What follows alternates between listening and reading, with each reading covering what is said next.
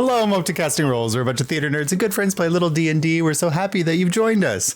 Take a moment to subscribe to the show. It takes just a click and earns our unending thanks. Drop us a like and leave us a comment for Campaign 2. Our videos are uploaded here on YouTube every Friday, and we have tons of great content to explore. This is the season finale of our Arc 1 of our Campaign 2. And coming up in the next couple weeks, we're going to be doing a little bit of an interlude to see kind of what's happening in the rest of the world and playing a different system as we dig into the newly released Daggerheart. But stay attention for all of that. And without further ado, let's go ahead and start the show.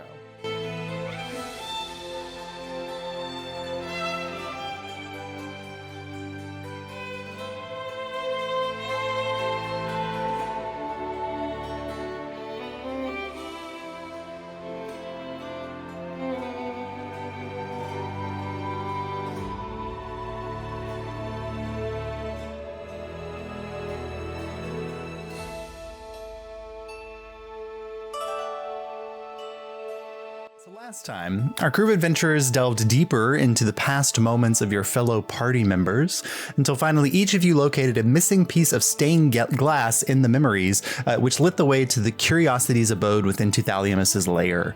Uncovering ancient mysteries in your past, each of you stepped back into the hedge maze to save Curiosity and free it from her control.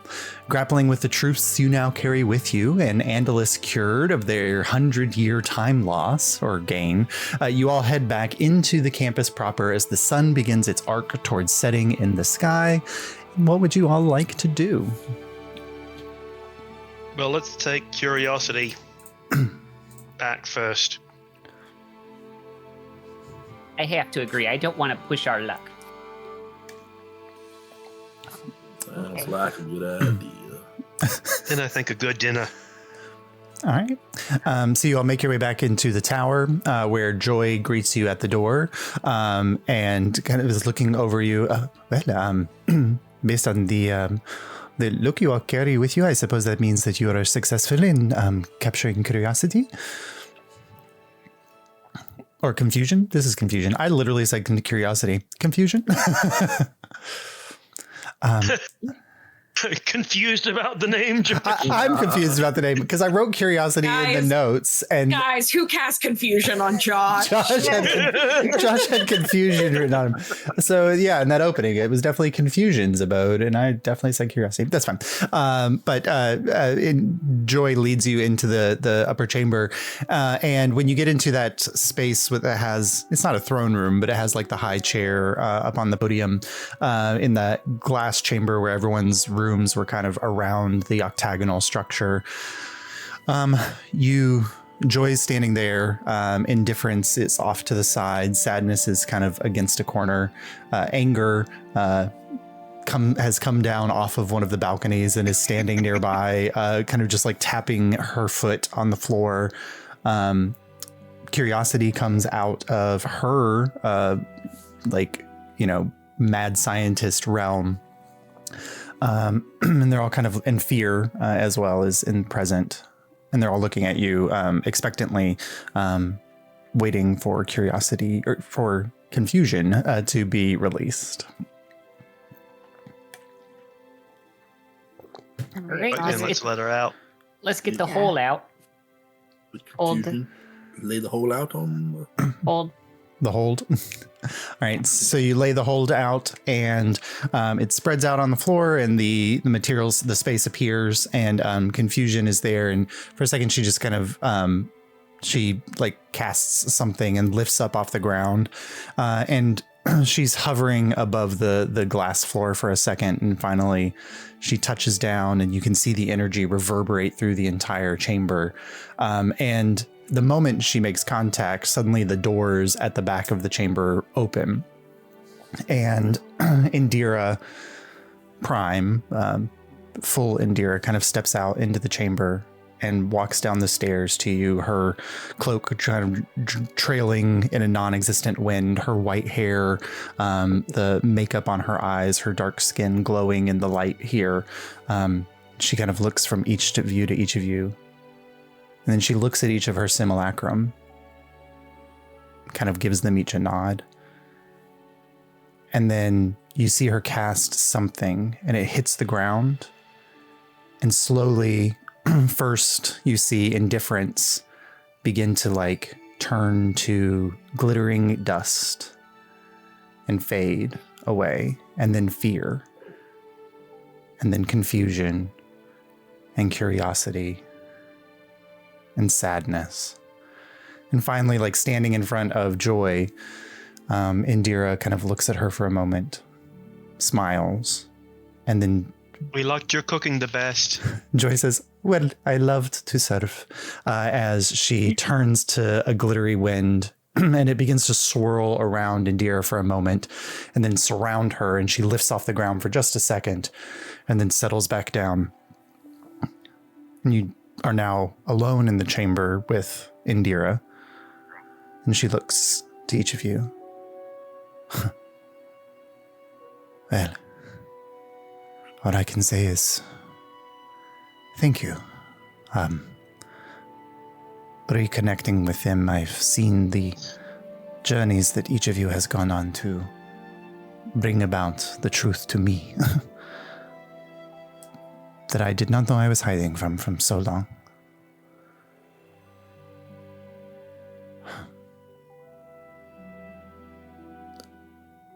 Well, it was our pleasure, ma'am. It's probably the easiest thing we've done since we've landed on this island. I smack Ravik. We don't want to let our hosts know that they burdened us and almost murdered and maimed us. Oh, it wasn't a burden. It just wasn't easy. She literally just said that she remembers I think she knows how close she came to killing all of us a lot. Well, yes. In that case, maybe some higher compensation is.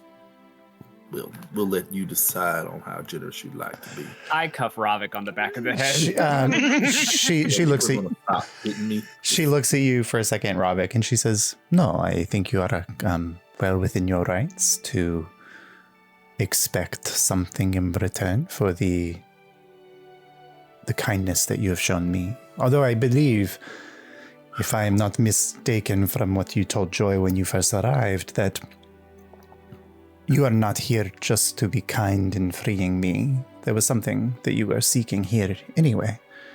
Isn't that right?" Oh, well, we do this mainly for the fact that we love to help our fellow beings. But we did come for something in particular. There was a weapon of some sort that shot us down. Oh, well, after excursions in the hedge, I assume that you are probably hungry and would like a meal, perhaps a time of rest. May I invite you to a dinner here in the tower this evening, and we can sit down and I can answer all of your questions. That would be very gracious of you. Thank you so much.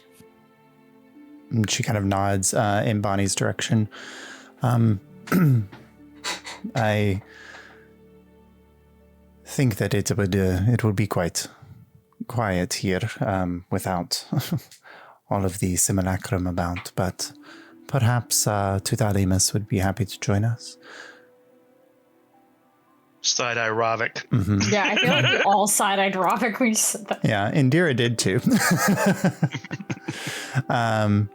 But please, I feel like I need to reconstitute some of myself and rest for a moment. But if you give an hour or so, in return, Please take your time. Take your time. I'm out of that room so fast. The fastest you've ever seen someone leave a room.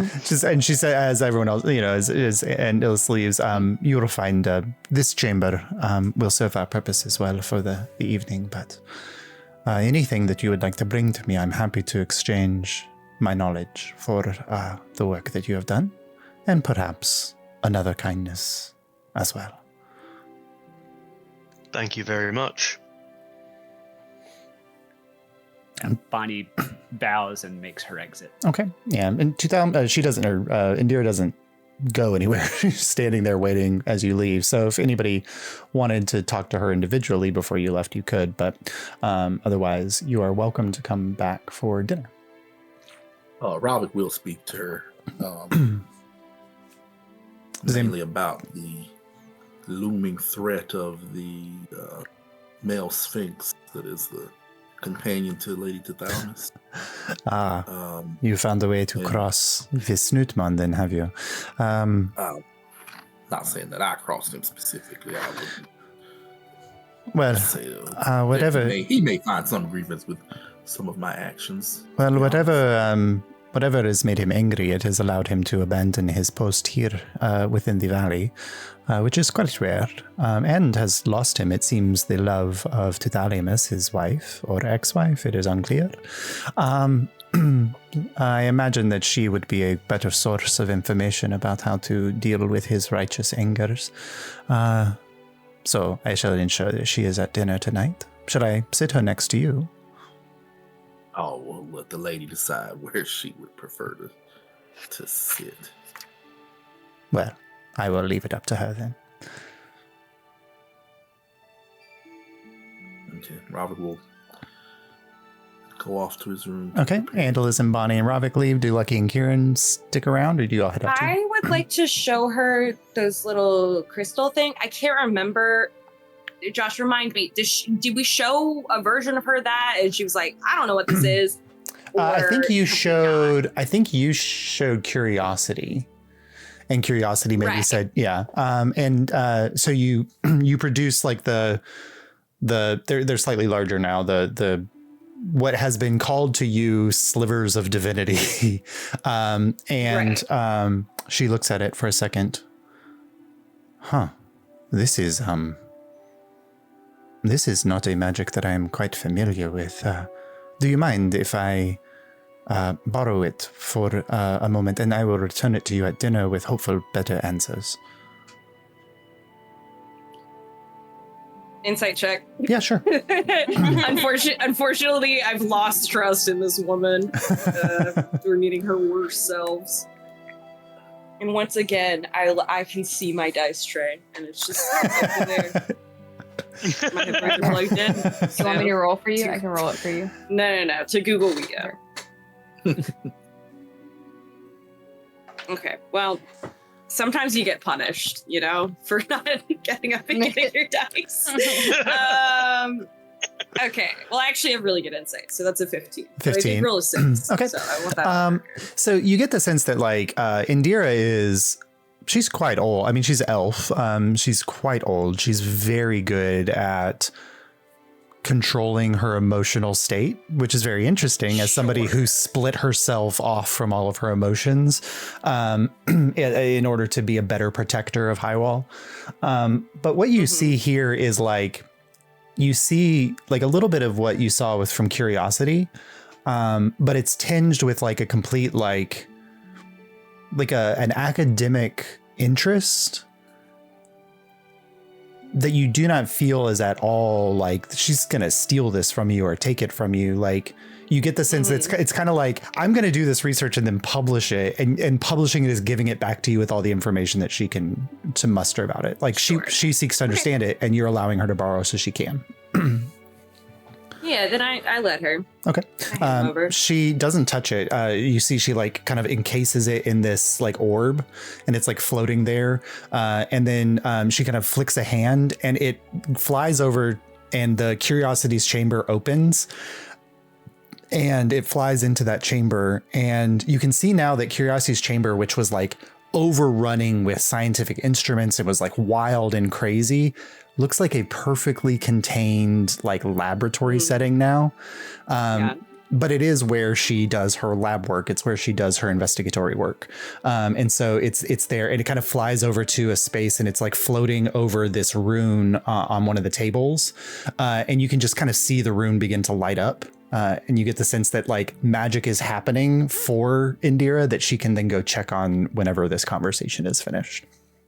Sure.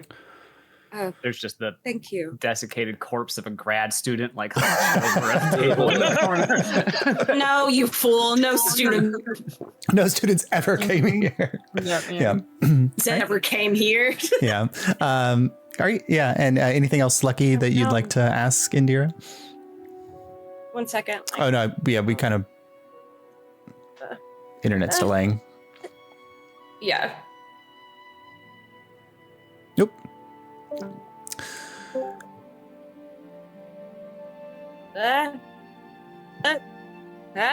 You're back. I think.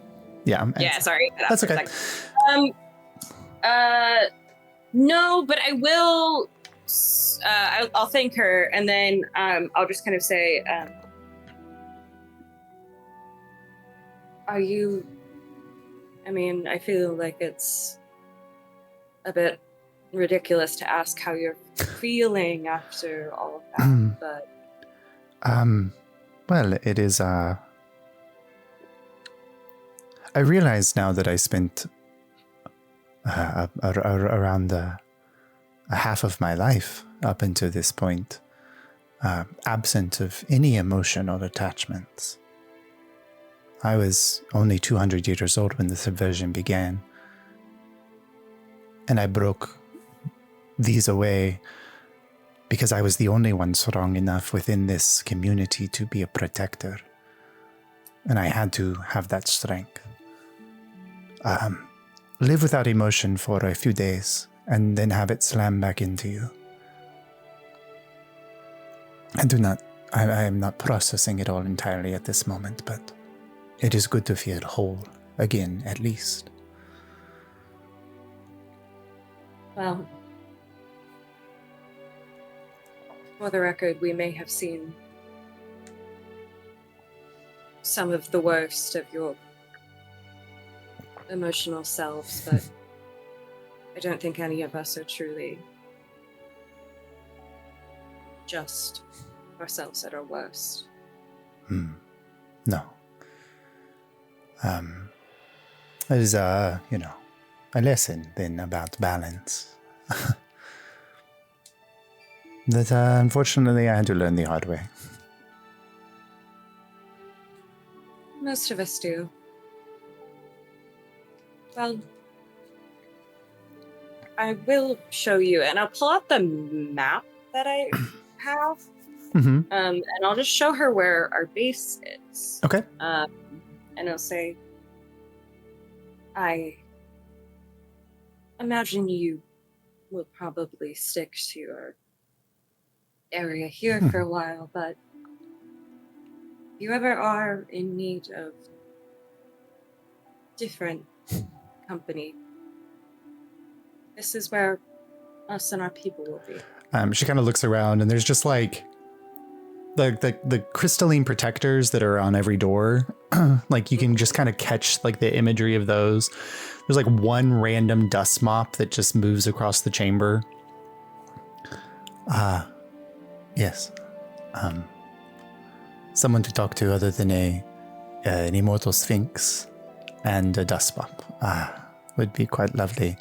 You're at Mount Magda. Yes. Interesting. Have you happened to explore around that area at all? It's been such a fucking minute, Josh. Yeah. We? Yeah, you guys went into the mountain. You guys went into the mausoleum. Yeah, I'll give her a brief recap of like we met the giants and we talked to the lions versus the centaurs. Yeah, the Darty and the Delki. Yeah, okay. Yeah, and I will just say that everyone we talked to spoke so fucking highly of her. Yeah, she kind of will look for a second. I think there is a way that I can make your journey home a little bit easier. And I would be happy to tell your friends all about it at dinner tonight. And she kind of waves a hand, and the floor, which is kind of translucent glass, suddenly goes completely clear. And you can now tell that this tower was built on top of a place for a purpose. That this entire valley was probably chosen for a specific purpose, because underneath the tower room that you're standing in right now, at the base of Tuthalimus's tower, probably 75, 80 feet below your feet, you see a completely crystal blue, completely spherical or circular pool of water surrounded by small columns with carvings all around the edges. You've now seen these in 2 separate locations within Highwall, and now here in this space. And I'm happy to explain perhaps all the meaning of this to your friends. Guys, we unlocked fast travel. Let's fucking go. Fast travel. Let's go. Okay, and I'll thank her and I'll head out. Absolutely. Okay. You mentioned the frost bitch. The probably would have been. Yeah, I think if you. Yeah, I think I did a very brief like recap Overview. of like. Yeah, just these are the highlights and the lowlights. Yeah, you know. Sure. Yep. So you kind of, as you go, she like waves a hand and you see like the entire chamber kind of shifts and changes as you're leaving. And like that platform that has the high chair kind of vanishes into the wall as a long dinner table just kind of rises as liquid glass out of the floor and then solidifies. The floor goes retranslucent again. And then out of the top of the table, place settings with all kinds of different utensils kind of rise up out of the glass as well. As she kind of just waves a hand behind her, and then she walks into what used to be Curiosity's lab to explore the mode of divinity that you gave her. And as you kind of, that's the final thing you're kind of seeing as you walk out of the chamber, and then make your way back down to the dormitory where you all arrive. And it's so weird because every time you've arrived in the dormitory, it's been bedecked with snacks and food and everything, but without a Joy here to make sure that you're well taken care of. It's kind of just a quiet, cozy reminder of the time you've spent in this space. And Enigma kind of pops out of your pack, Ravik, as you walk in the door. You know, Ravik, have you ever been in a place before and you were like, this such as a comfy place. There's plenty of like rats to eat. And sometimes people put fish on plates for you. And then you get to a certain age and you're like, maybe that place doesn't feel like home anymore. I've experienced that. You become a bit restless, in your own space. Yeah, I can kind of relate. Yeah, I got the sense that you weren't ever tied down anywhere very, That's true for the most part. Except for on a ship. I'd like to see a ship someday. What's got you waxing poetically here about your life? Oh, no, I'm just hungry. That'll do it to you, buddy. I guess Joy's not around to come when you snap a finger, or I guess meow loudly. Well, I mean, I wasn't going to say it, but it was quite lovely to never have to be worried about who was taking care of you, because Joy always took care of me when Tithalimus was off doing whatever Tithalimus sometimes does. And I don't really have anybody who just wants to take care of me anymore. You'd be hard pressed to find that anywhere you go, but I'm going to be honest with you. As a friend, that's not the circumstance most people find themselves in. Oh. Ravik. Yes. And Foresight has Dottie. I've got Rodney. It wouldn't be the worst thing in the world for you to have your own friend, pet, familiar. Pet. Well, both Ravik and Enigma make the same face when you say pet. Can I jump in and I'll say, well, Enigma, I think that you would find very useful a familiar and pet. That is so true. I did never say whose pet was who.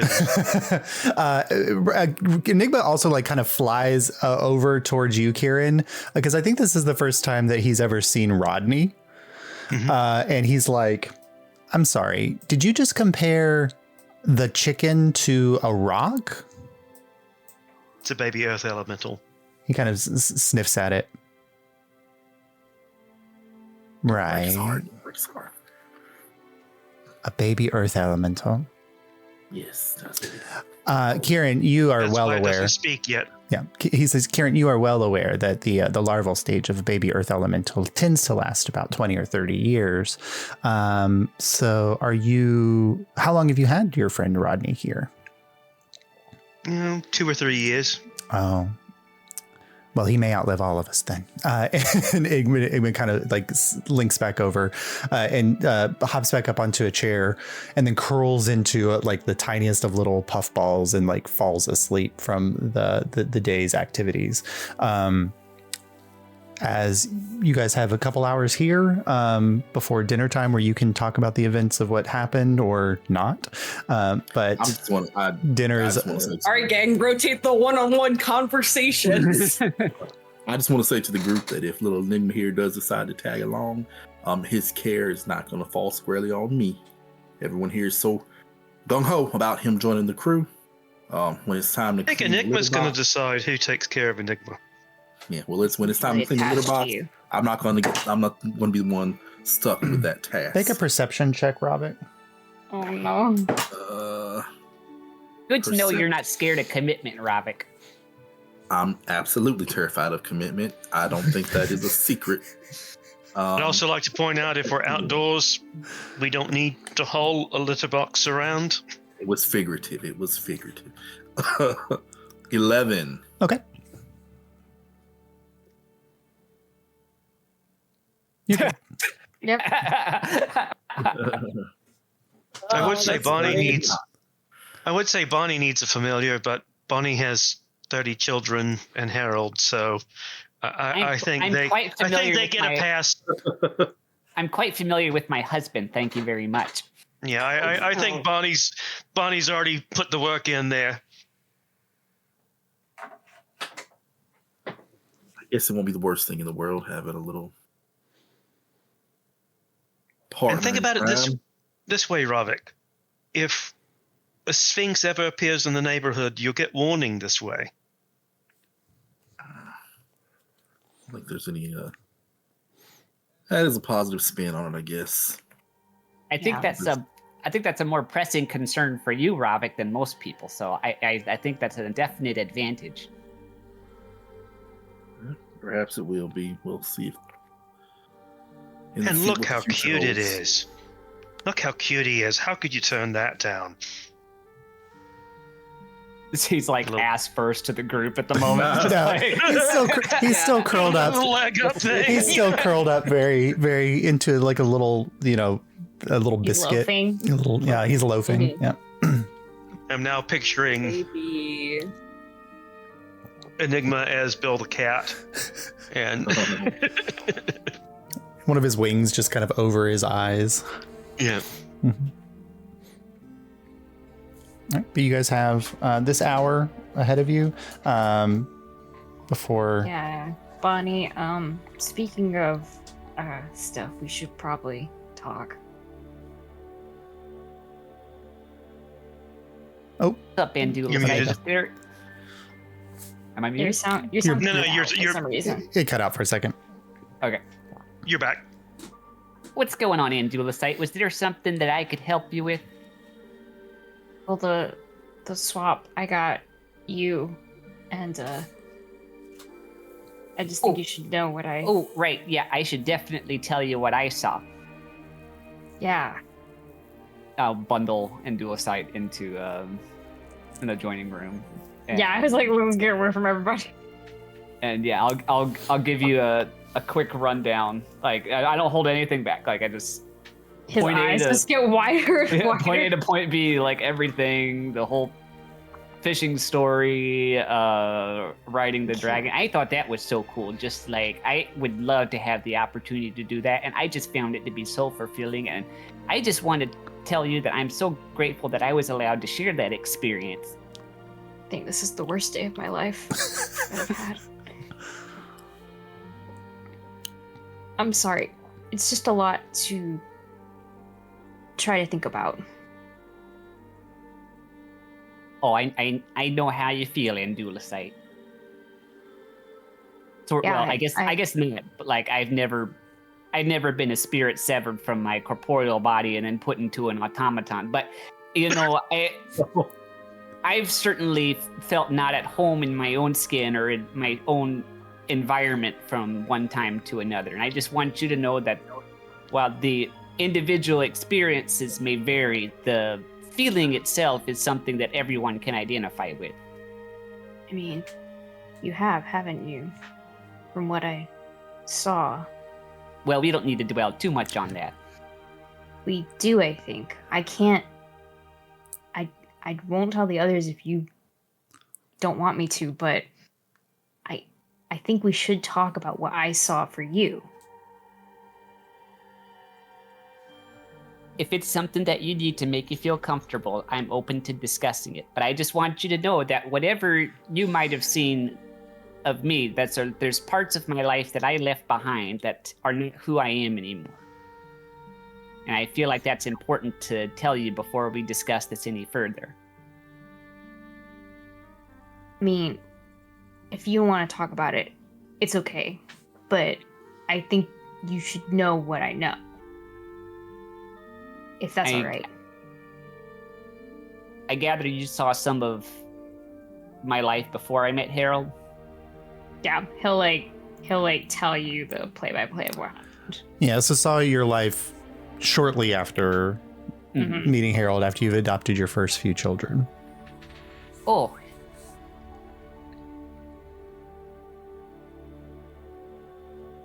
Yeah, well,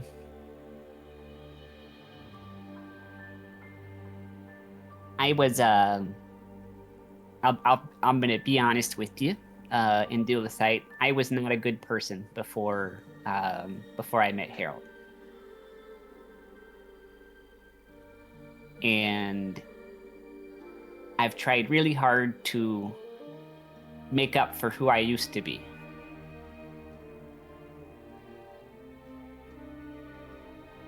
And I don't want to go into too much depth about it, but I'm not particularly worried about that part of my past coming back to haunt me in any way. But it was something that I hope you never have to go through. I hadn't remembered anything until you told me what you just told me. So if you ever need help with any of it, if it tries to come back, you know.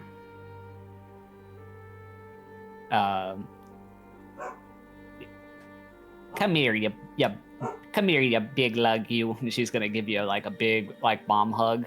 Yeah.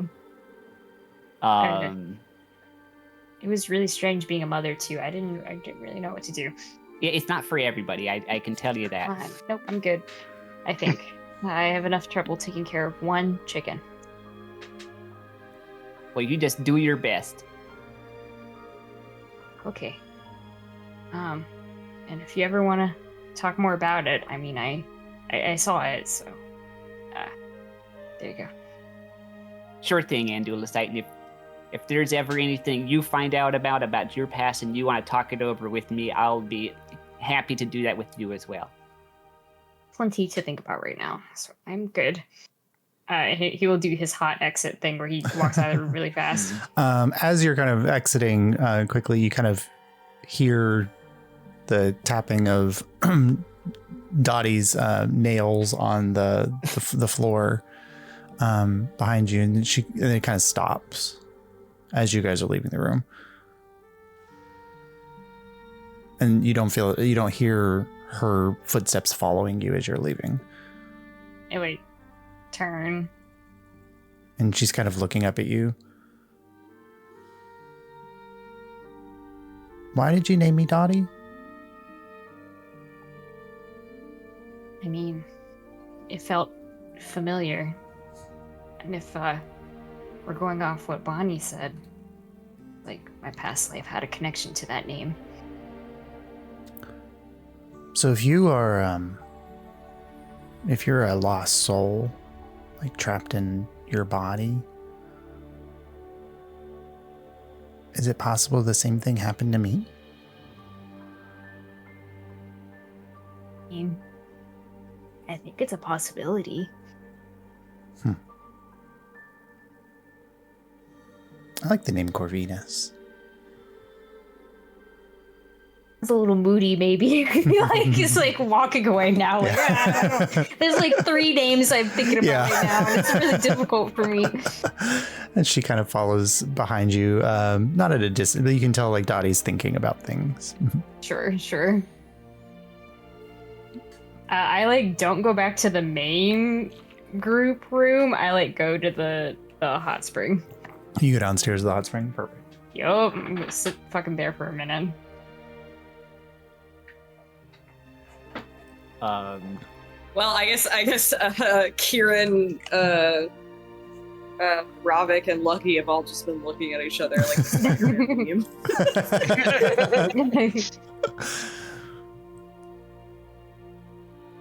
You're muted, Ronnie. You're muted.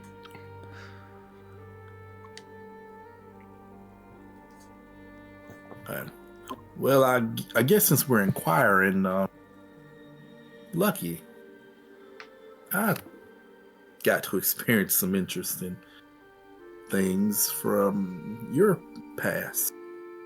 Do you want me to step aside while you talk? Have anything to hide? That's a good attitude to have about it. I just got the sense that maybe you ran with a crowd that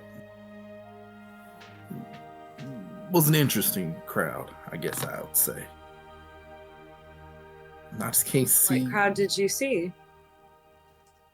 Well, young man, not unattractive, nice butt.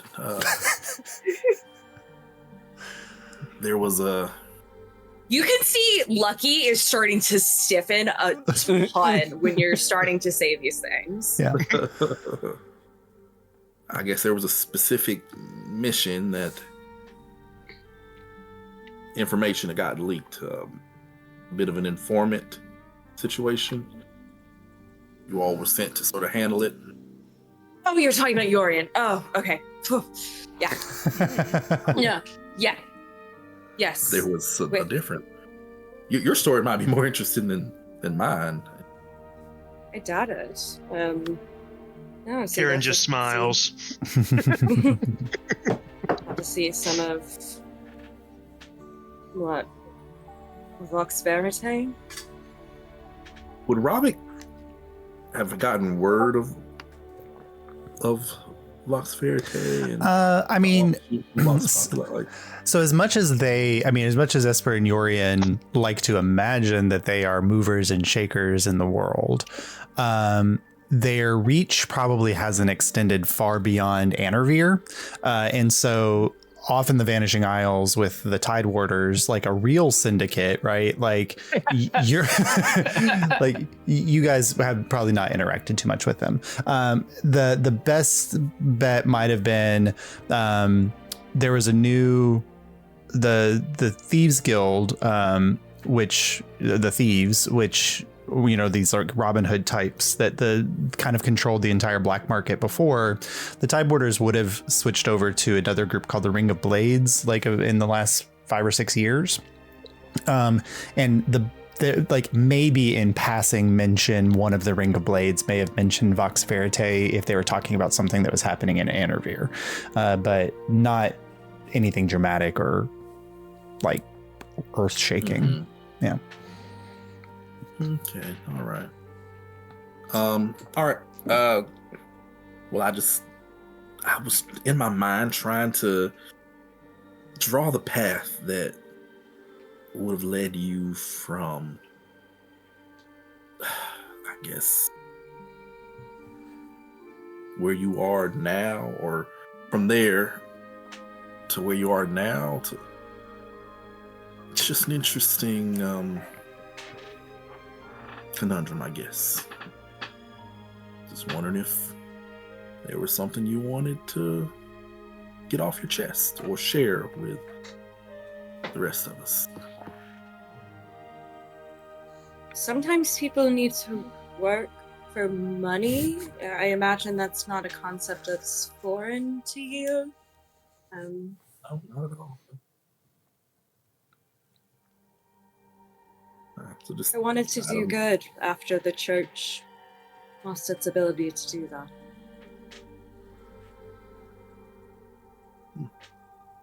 That's fair. I respect that. Well, good. Are you I was still- really worried I wouldn't have your respect. I'm glad you think of me. Insight check. Go ahead, Kieran. And it's persuasion or deception, Lucky. And you don't have to say which one you pick. 21. I rolled a 1. I was not worried about it, man. That was the last of my worries. You can tell that, I think on a 1, you can tell there was shit Lucky was genuinely worried that Ravik would say, and nothing Ravik has said. Was that? Was upsetting at all. Yeah. Didn't see the past you didn't want him to see.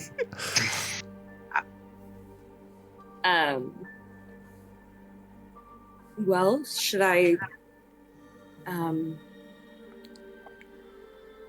if that's all that you felt that needed to be shared with me, Ravik, should I, Kieran, would you like me to, I mean, we could go to another room, or do you want to? Fine with you knowing whatever you know. If you have questions about it, I'm happy to answer them. Well, I did see a lot of your father. He made quite the appearance. Oh. Which, you have my condolences. He's a great man, but not a great father. How?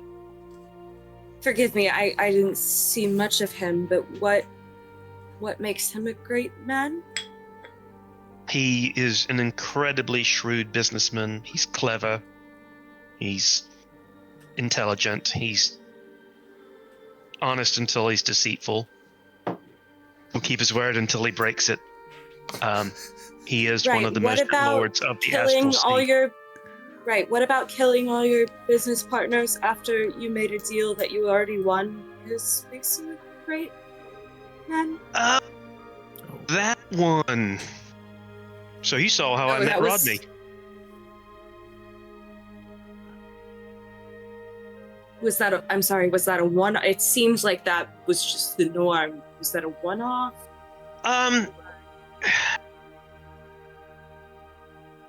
Generally, he stabs you in the front versus the back. But the Hazardes in that particular case had... well, I don't know all the details, but that's not his typical modus operandi, which is why it surprised me. It surprised me too. Did you see the bit after that? With the prisoner? Yes. Father still thinks I have that sword. He asked me what happened. I told him that I had faced him in combat and I'm the one that came back home. Which was not a lie. No, but yes, he would not have been pleased that he would not have been pleased for a number of reasons. Well, I think the sword that you fight with now is just fine. Thank you. And in the memory, Lucky, you don't remember Rodney being present, but you get the sense now that it was the glass when you were seeing the stained glass. That's where Kieran was seeing Rodney. So cute. Oh, Rodney. Okay. Yeah, that's cute. It says Chase. Lucky probably doesn't. Yeah. Probably doesn't react that strongly to that information. Yeah, no, but I was trying to think of what would Kieran have taken that he would have done that for, and I'm just like, it was Rodney. This made the most pertinent. It's Yep. like, oh, that's how he got him. Okay. Very sweet. Yeah, I think that I like tell you kind of like what I saw. I mean, it wasn't much more than that, but Yeah. and then I will just turn and look at Ravik. Obviously, I can had leave the you. room if you want. Say again. I can leave the room if you two would rather talk alone. I don't think we should hide too much from each other at this point. We're kind of deep in this whole exploration thing, so we can't trust each other. How are we going to keep each other alive? Well said. I saw when you signed your contract. Well, that's been a night for me, folks. I think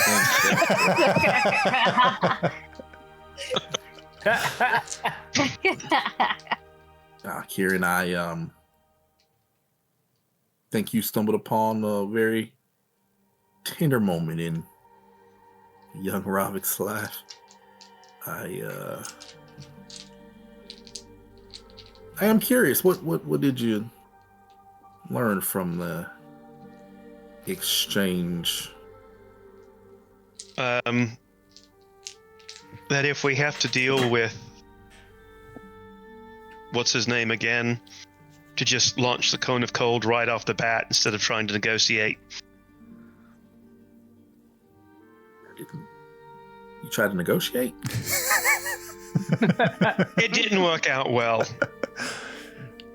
I got to rewind and try again. And rewind and try again. And then I thought, fuck it. What would Ravik do? So I hit him as hard as I could. If you come to know Albahar, he's not the type of mirrored that negotiation would come out in your favor. Even when you think you're getting a good deal, somewhere in there, you're bound to get bitten by a rattlesnake at some point. So There's a snake. It's like dealing with the Fae. Never signed a contract. There's always a hidden cost. probably true. The Fae or mirrored, just avoid those deals. I know, and in all honesty, that was a choice I made because I thought it would serve the greater good, and I'll wear that badge with honor. For what it's worth, when I tried the other negotiation options, it ended up worse for you. So you made the right choice. I'm glad that your version of my past didn't stick. So, well, I guess what did we learn from walking in each other's shoes? Maybe I'll contemplate that. There's a really over good bottle of Valinor rum. quote about that. It's really good. Do tell. Yeah. I tell What the is story of walking on the beach. I knew you were gonna say that. I knew it. God. That Was is there- so profound. And it's like, And then when there was one such a Carry difference me. when really, he was that is- carrying you. wow. God damn it. It's completely changed my way of thinking about just religion and belief. Yeah, that I've got Well, you some don't have thinking to going lie. on. Guy who's been to one church service where they sing. Donald Trump. You know, I do have more scripture about it if you'd be interested in reading anything. Yeah, why don't you come by my room tonight and we can look over a few of those scriptures together by candlelight. Excuse me, I'm leaving now. You could join if you want to, Karen. I'm I'm leaving even faster. I'm doing my Angel in the Sun impression. Covering Rodney's ears. Yeah, Don't listen to this. Not in front of the child. Yeah. Ravik, as you say that and as you move, you just hear like a slight like tingling sound at your wrist. Okay. And you look down and there is a somehow Enigma has gotten the collar off of his neck and it is currently wrapped around your wrist. And it has a little bell on it. And he is like scratched in the fabric. If lost, please return to Enigma. Oh God, I swear to God, this is gonna be a thing. I'll take it off and I'll put it in my pocket. Okay. It'd be cute if it wasn't so damn annoying. I would like to go find Angelusate. Okay. Yeah, you find them down in the hot spring area. Yeah, he's when you see him, he's got like his feet in the water this time, just like feet like knee down, and he's cross stitching something as you come up. Can I stealth up behind him? Yeah, go ahead and make a stealth check. What's your passive perception, Andalus? I rolled a natural 20. Yeah. Does it matter what your passive perception is? I'm so deep in the zone. Yeah. I doubt. You're Okay, in the I'm not zone. trying to like scare him. Well, I am. I'm not trying to make sure he falls in because that would be mean. But I am trying to like disarm him with my sudden appearance when I start speaking. Yeah, the closer you get, you see that like he's cross-stitching all the flowers from the place we were just at. He's doing snapdragons right now. Ooh. Angelusite? Oh, how did you guess? Is there anything you want to say to me? He looks up at you like the most confused someone's ever looked in their whole life. It's good to see you. Am I supposed to say something? I don't know. I was just wondering when you were going to let me know how little respect you hold for me. What? No! And he like whirls around to face you. I respect you a lot. I respect you so much. What do you mean? I don't know. I didn't see that showed when you spoke over me. The Sphinx made that decision for me. I'm sorry. I was just really worried about you. I didn't know how it was affecting you, and you washed it down in the river and everything, and I just felt it should go to someone, not to me. So.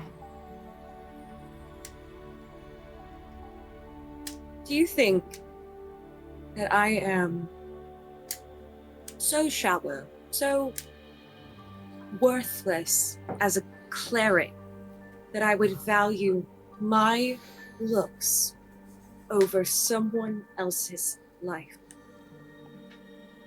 Because truly, if you think that, then I'm so sorry for whatever I have done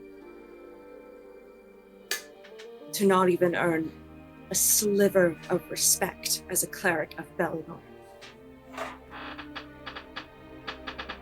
Of course, I don't think that about you. Okay? You're kind and thoughtful. You've been the one talking to Indira all the times. I could never help Indira the way you have.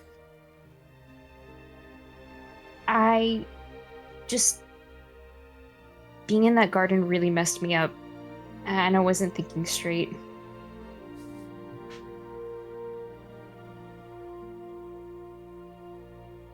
I'm really sorry for what it's worth. But I understand if you don't want to forgive me.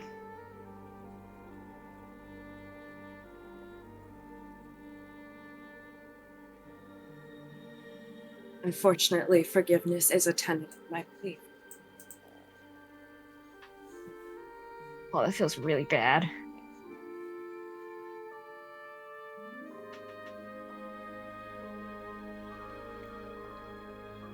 If, as you say, this was not personal to me, the choice you made, then I wish you would hold more respect for yourself. I'll try. But when I was in that garden, I saw myself reclaimed by nature hundreds of times. All of you are going to go away one day to me. And so I feel like all your lives are very precious to me. And the time you have is very important. So I didn't want any of that to maybe go to waste at all for you. So that's, I think, why I did it.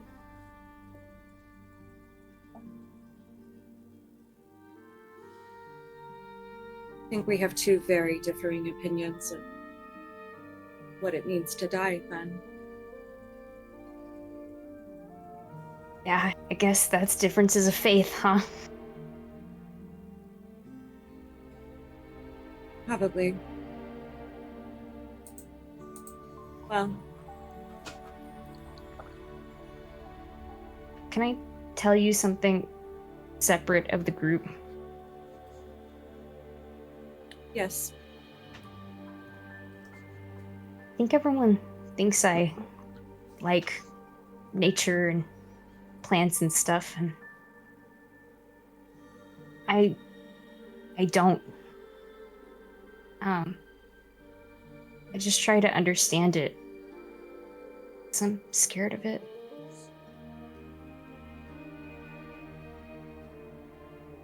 Have you been, like, sitting this whole time?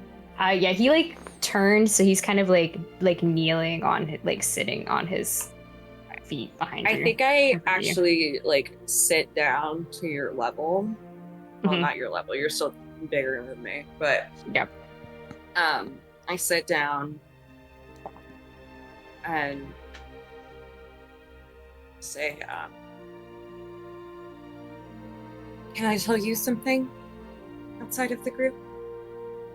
Anything at all.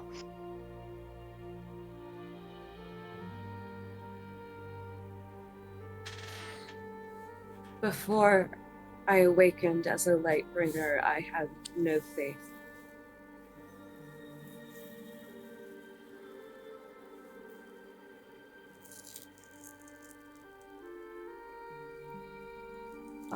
Thank you for telling me that.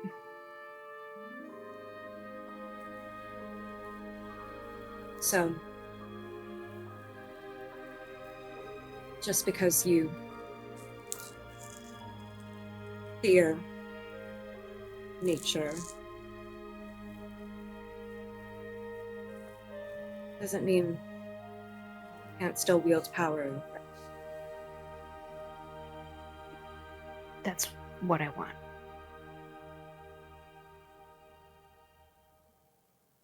Well, unfortunately for you, you do owe me a favor, as you hurt my feelings gravely, and I may never recover, so I will remember this.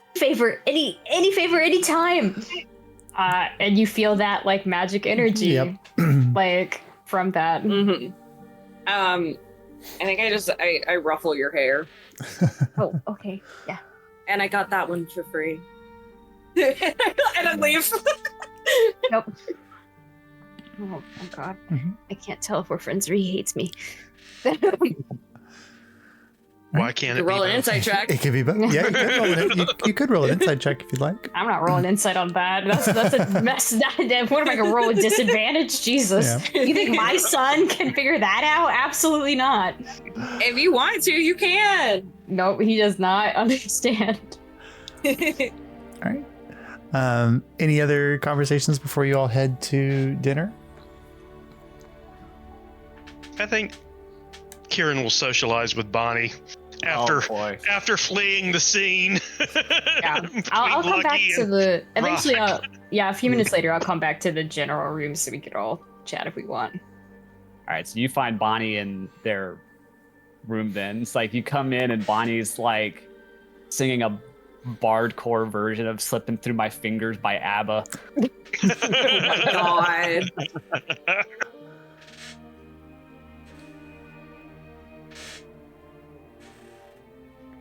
All right. You all regather.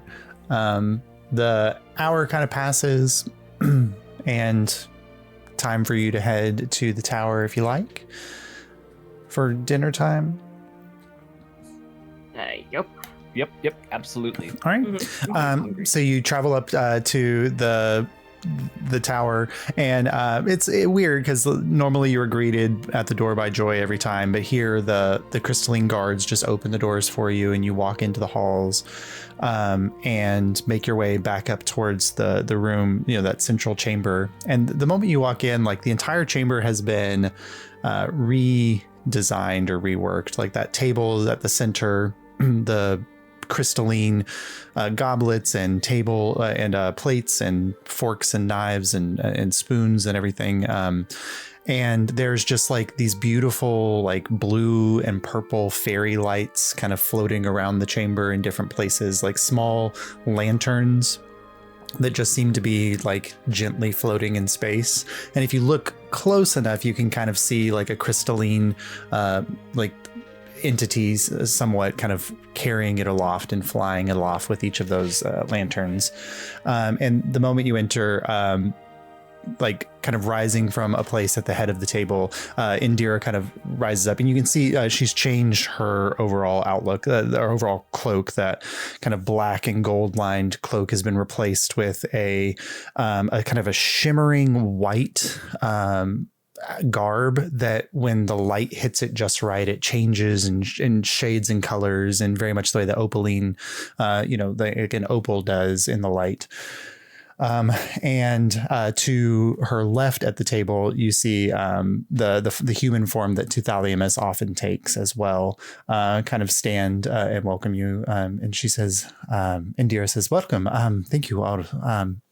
Of course, not an imposition on your part to join me for dinner, but I did want to thank you. And she kind of claps, and suddenly the table is overflowing with foods of all varieties. The bowls with steaming soups and kind of anything like family style that you can imagine overflowing on plates. She says, I did not assign seats, but feel free to sit wherever you like. And I do not know what to call all of you, but thank you for joining us. And she kind of motions around the table for you all to take a seat. Hello, I'm Andulicite. Oh, hello. And I know your names. I just don't know. Sorry, I got confused. Sorry. Sometimes. I was thinking the same thing. Just so you know. I deeply apologize. Mr. If you would never make a social gaffe like this. Yes. Oh no! You just beat me to the punch. You're just faster than I am. If this was a official dinner of the university, we would say, like the members of the Opaline University, and I know that you are all part of the expedition here. But please. Lucky, Andalis, Ravik, Kirin, Bonnie, please take a seat wherever you like around the table and dig into the food. I know that Joy did some cooking for you while I was indisposed, but I hope a little bit of her interest in the culinary arts carries over for this. And she kind of sits down at the table, at the head of the table. And you can see that, the table's long, it would sit 18 people. But the moment you all start to make your way there, it shrinks down towards a space where there's only enough room for, the five of you plus Tuthaliamus and Indira, so that you're all within a comfortable earshot of each other and are able to communicate as she kind of waits until you're seated, and then Is Tithalamus there already? yeah, Tithalamus is sitting like to Indira's left. Rob will definitely sit next to Okay, so Rob, No chill whatsoever. Indira, Tithalamus, Ravik, and then there's 2 seats on the opposite side, and then another like seat at the other head of the table or the other end of the table. Sit next to I just heard Andulasite. Okay, and so Bonnie at the other head. Yeah. Perfect. And then I'll sit. Yeah, exactly. And as you all kind of dig into your food, I mean, it's a smattering of different, foods. There's there's meats and vegetables and salads and all kinds of things that you can imagine here that would be delicious to eat. There's fresh steaming bread with what seems like fresh butter. And she kind of waves a hand and all of the goblets fill with delicious red wine. Or if you put a fish on your plate instead of a red meat, a white wine appears in your goblet. And then she kind of looks across all of you. Well, I feel like it is perhaps bad form to have serious conversation over dinner, but I know that there is probably much that you would like to know about Highwall or myself or what is occurring here. As I said to Ravik, I am happy to provide any knowledge that I possess as a payment in thanks to what you all have done for me. And she kind of takes a drink of her red wine and kind of sets it down, looks at Tithalamus for a moment, and then kind of looks out at all of you.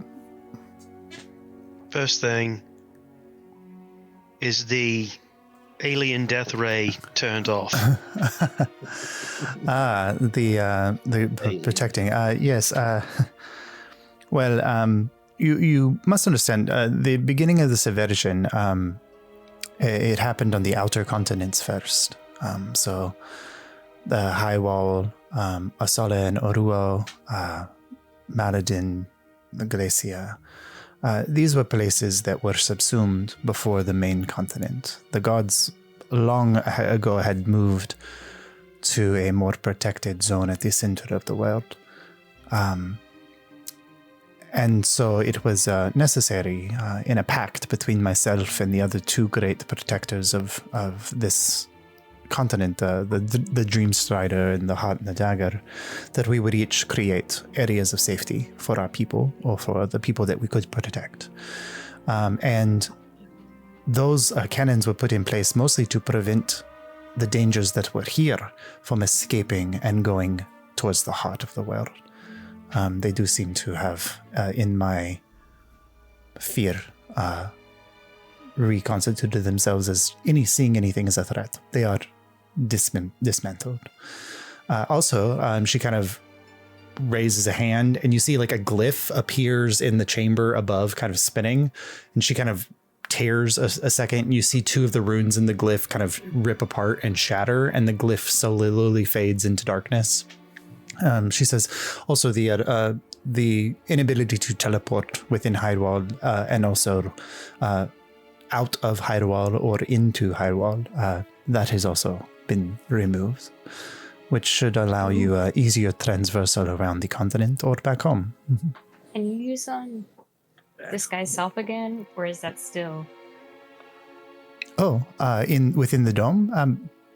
Yes, absolutely. And she kind of waves a hand.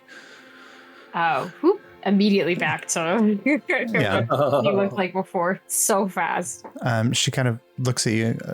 Endless. I am not one to judge a person's choice about their appearances, but you are hiding such a unique frame. Yeah, that's why. I'm good. I don't like being stared at. Okay. Very much understand. Mm-hmm. The weapon has been dismantled for now. What about how much do you know about the strange goings on with the Fey creatures and them keeping this battle going on between the centaurs and the Leonin over what's it called, Kieran? The Heart of the Plane or something? The World Seed? The world seed. Yes. Let me tell you a little something, and I apologize in advance, Lucky, because this may come across as somewhat heretical when I say it. This world was not created by the 9 gods. There was a power here, and there were civilizations that existed here long before the 9 ever set foot on this plane. On this continent alone, there were 2 civilizations that called it home. There was the Genasi tribes that worshipped the primals, here specifically the primal of Earth. And some of the vestiges of those civilizations still exist here. Namely, the fact that the energies around the outer continents are energies of chaos, whereas Illyria was always a continent of order with the 9. When the 9 arrived and the war happened between them and the primals were locked away, and they used the Foresight to line the veins of magic within this planet to act as bars to protect us from the primals and keep them locked away. Those ancient civilizations seem to fade into somewhat of existence. But the chaos stayed. And if the Fae are acting here on this continent, if they are stealing children especially, it is because there is no protection here against the machinations of those from outer planes of existence. And if a Fae is taking children, if they are making changelings, it is for one purpose. Every time a changeling is born, there is a link that is created between the Feywild and the Prime Plane, because the Fey child appears here, the material person goes to the Feywild, and they are now connected forever to one another. And a powerful entity could use that to open a portal between the Feywild and here. That's how they're traveling here. Yes. So if you've seen several portals opening within Highwall, it means that several children have probably been taken. And if the Prince of Frost is here, I don't know much about him. I did not study much the Feywild, but my interests mostly in the outer planes of existence and in the ancient civilization here that once worshipped entities from even a farther place away. Those ancient portals, those ancient gateways to something in the astral sea or beyond. But if the Prince of Frost is opening portals, it means that the Feywild has an interest in the chaotic energies that are here. And the only other entities that have such an investment in chaos are those of a primal nature.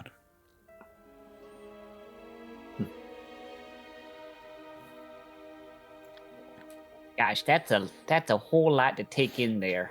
I'm gonna need like a map or something. So I know that the Feywild is like a different place. Now, the astral plane, is that like before you get to the Feywild or after it?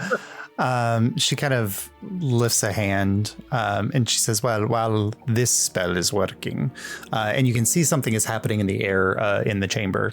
And she says, you did mention Ravik, the world seed.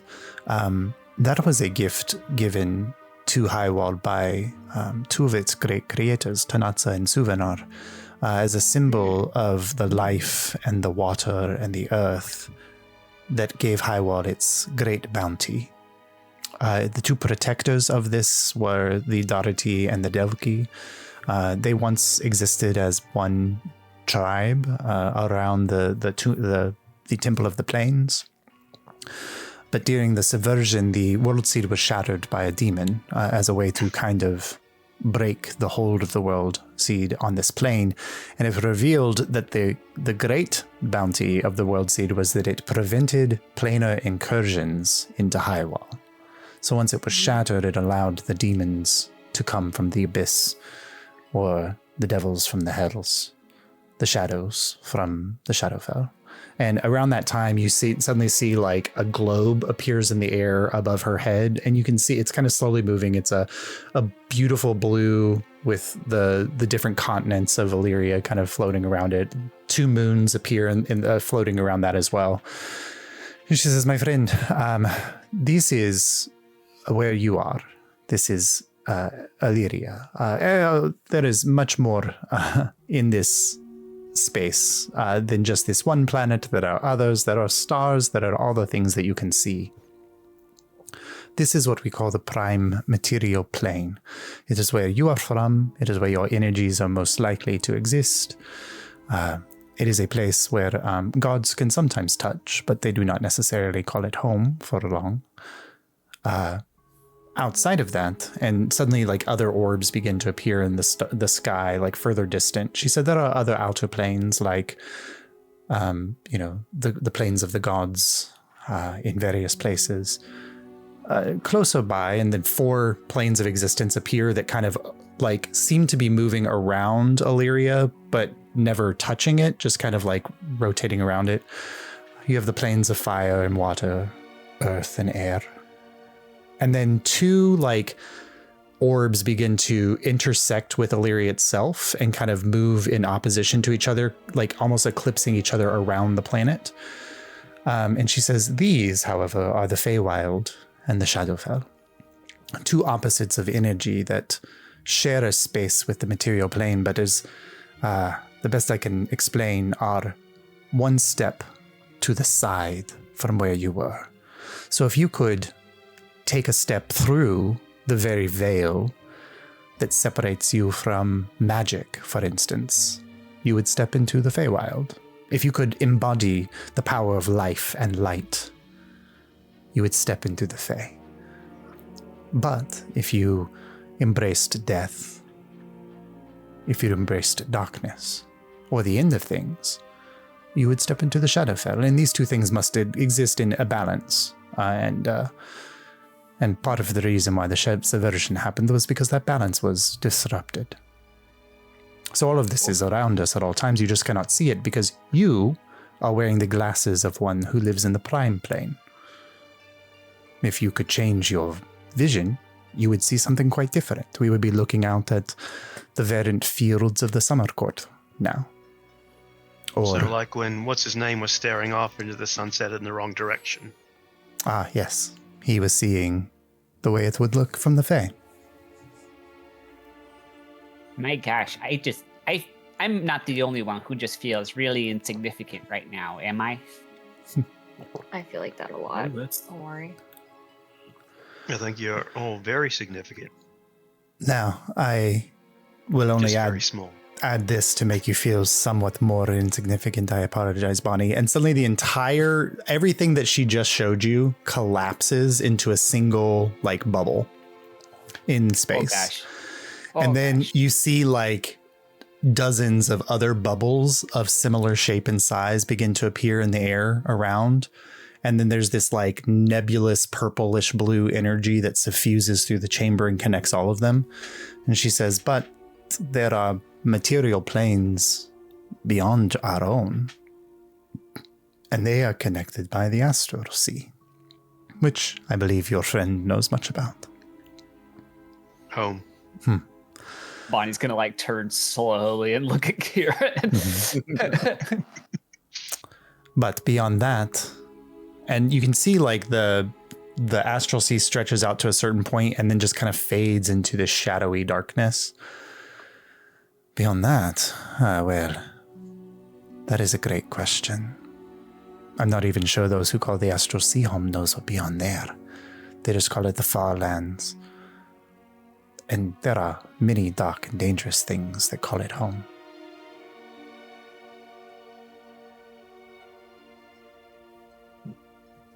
Sail out too far, you don't come back.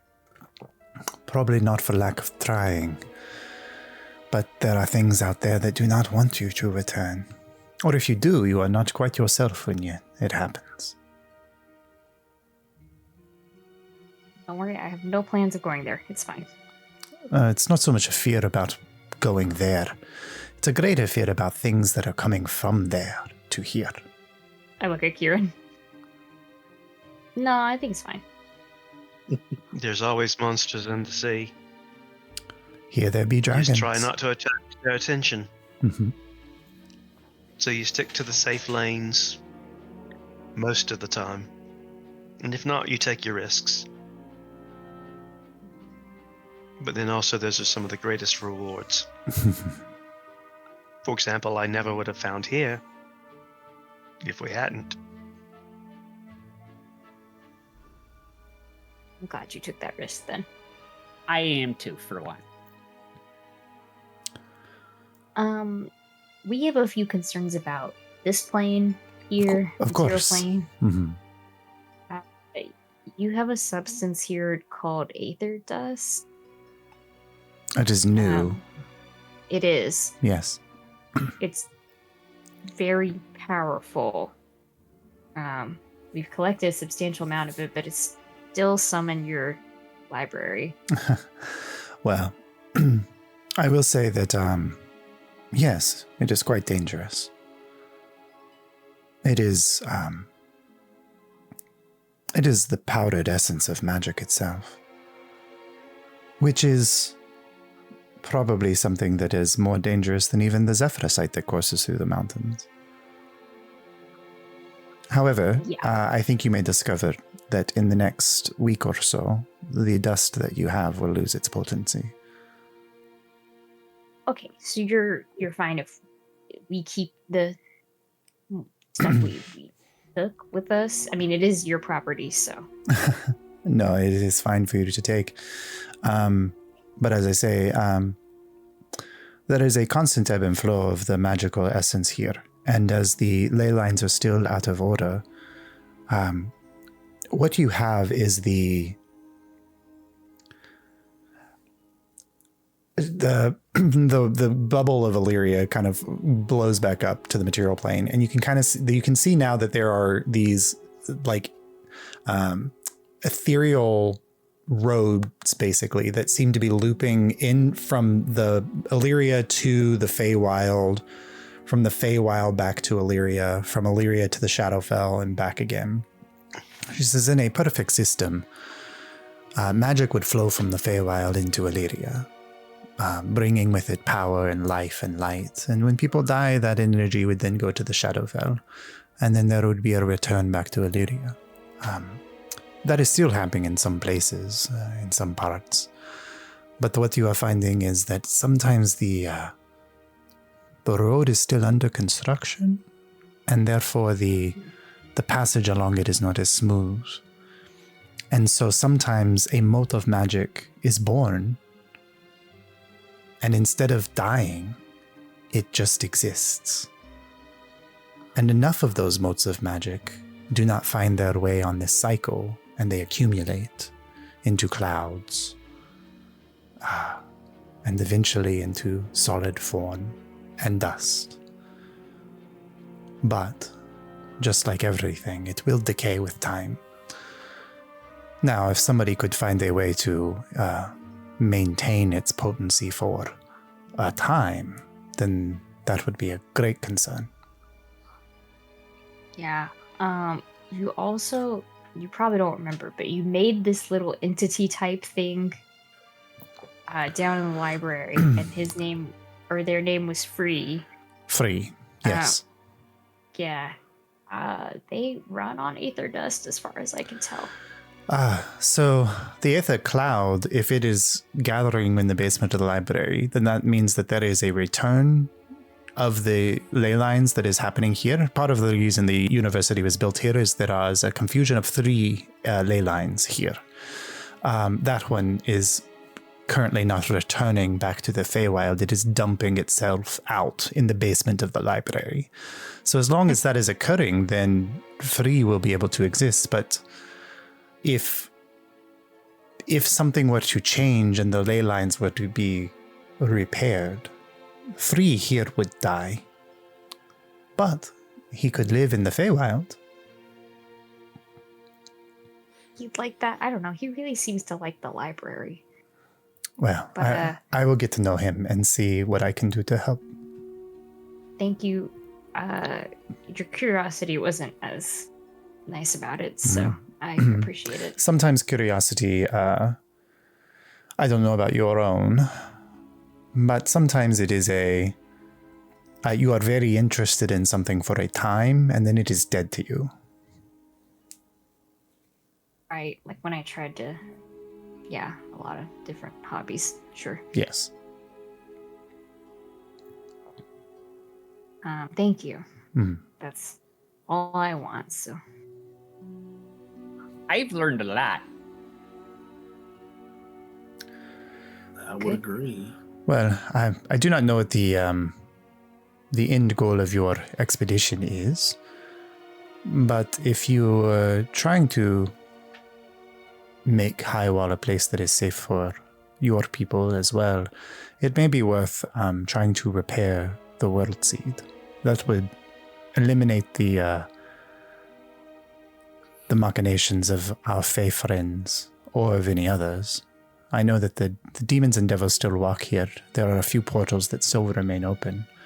And I think you've probably seen the effects of the Shadowfell still on this plane as well.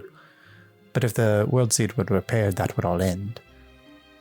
Do you know how we would repair something like that? Well, it cannot be repaired by someone of arcane nature, such as myself. It cannot be prepared by somebody of divine nature, such as your friend here. And she motions to Lucky. He looks like he's been dissociating this whole conversation. It must be repaired by someone who walks the boundary between those two schools of magic. And she looks at you, Andalus. I know who she's talking about. Mm-hmm. I just didn't want her to be saying that. Yeah. We have to see the heart and dagger. Yes. Is what you're saying. She would have both the arcane and divine nature needed to bring the heart of the dagger back, or to bring the World Seed back into its full form. And then it must be placed back in the temple. I was afraid you were going to say that. Is the temple on our map? Yes. Mm-hmm. Okay. Who has the World Seed now? Well, last you knew is that the Doherty's half, because after it had been shattered, the Doherty took half and the Delky took half. The Doherty half was stolen by the Delky. Yeah. So the Delky have both halves now.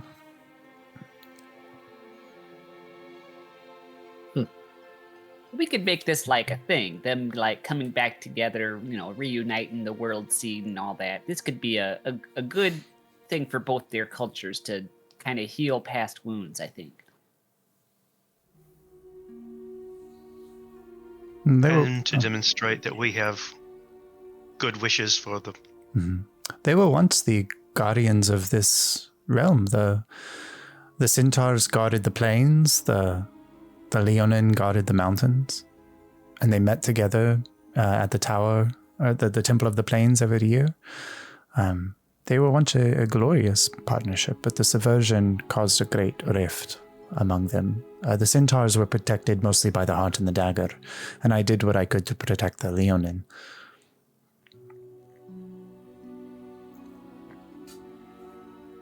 Well, they're both very strong and proud people. Fortunately, absolutely, they are. As well they should be. They are two of the first creations of the god Tanatsa. Since you're in good with Leonin, could you somehow give us a recommendation so they don't shoot us on sight? With the centaurs? I am afraid No, with the Leonin. But you guys like the Leonin. We're on good terms with the Leonin. Yeah. Yeah. We have a whole arc. You say they're Sorry. Yeah. Sorry. Yep. So for you guys released the centaur guy who is like a servant of the prince, and he said he was going to do his best. Okay. But she says, well, unfortunately, to get to the heart of the centaur area, you may need to pass through the heart and dagger. And if you could convince her protection, then that would probably go farther than my own. The centaurs are far more wary of arcane magics than the Leonin are. Well, she's certainly gonna like one of the party members. I like glance at Ravik. Are most of us magical? The heart About and magic. the heart and the dagger is interested in magics of a certain kind.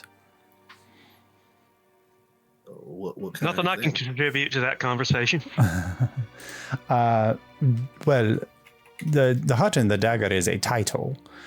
It is just as much as you might call me the opal. I am Indira the opal. This is a witch, a very powerful witch. And Thalindra. Thalindra. Oh yes, you know her name. I do. And most powerful witches. Insight check. Oh, go ahead. Yeah, you can make an insight check. For it. That's a good And then Whatever. it's either you can try to hide it with a deception if you like, Andalus, or Everybody knows my shit already. Mhm. I think I was saying it 23. to kind of be like, 23. Yeah. you get the sense that Josiah knows exactly who that is. I got a 7. I You guess get what the I was sense trying to that figure maybe out he's is bullshitting. what I'm trying to figure out is had you actually interacted with this person versus knowing of them? Josh, I can't remember. No, you never interacted directly with Thalindra. Yeah. Mhm. Nope. Okay. Yeah, you get the sense that I just like 100% Yeah. know who she Yeah. is, like very much so. Yeah. It was the. Do you know them or do you know them? Yeah. I know of them. And yeah, as you're kind of checking in that, Indira continues. She says, "Well, witches have a certain power of their own. They are a rare magic within the world, and it must be passed on from matron to trained, and in return. And so I imagine, Andalus, you have your own matron or who has been giving you guidance. But I do. once She's the best witch ever. Not to say anything bad about the ledger, but okay. no, it isn't. Yeah. The ledger heard that shit. Yeah. But Once you, and she says, but once a witch reach a certain place in their power, they become not just a witch, but they become the embodiment of some kind of essence within the world. The gods, of course, of forces of nature, of time, of space, of the stars. But the witches are kind of guide themselves into spaces that mortals must thread for the most part, whether those mortals be animals or plants or humans. The dagger in the heart, she embodies the magics that swirl around love and hate. So those who profess love may call upon her name or seek her baubles for guidance. But those who are scorned may also find themselves under her beck and call. still looking at Ravik.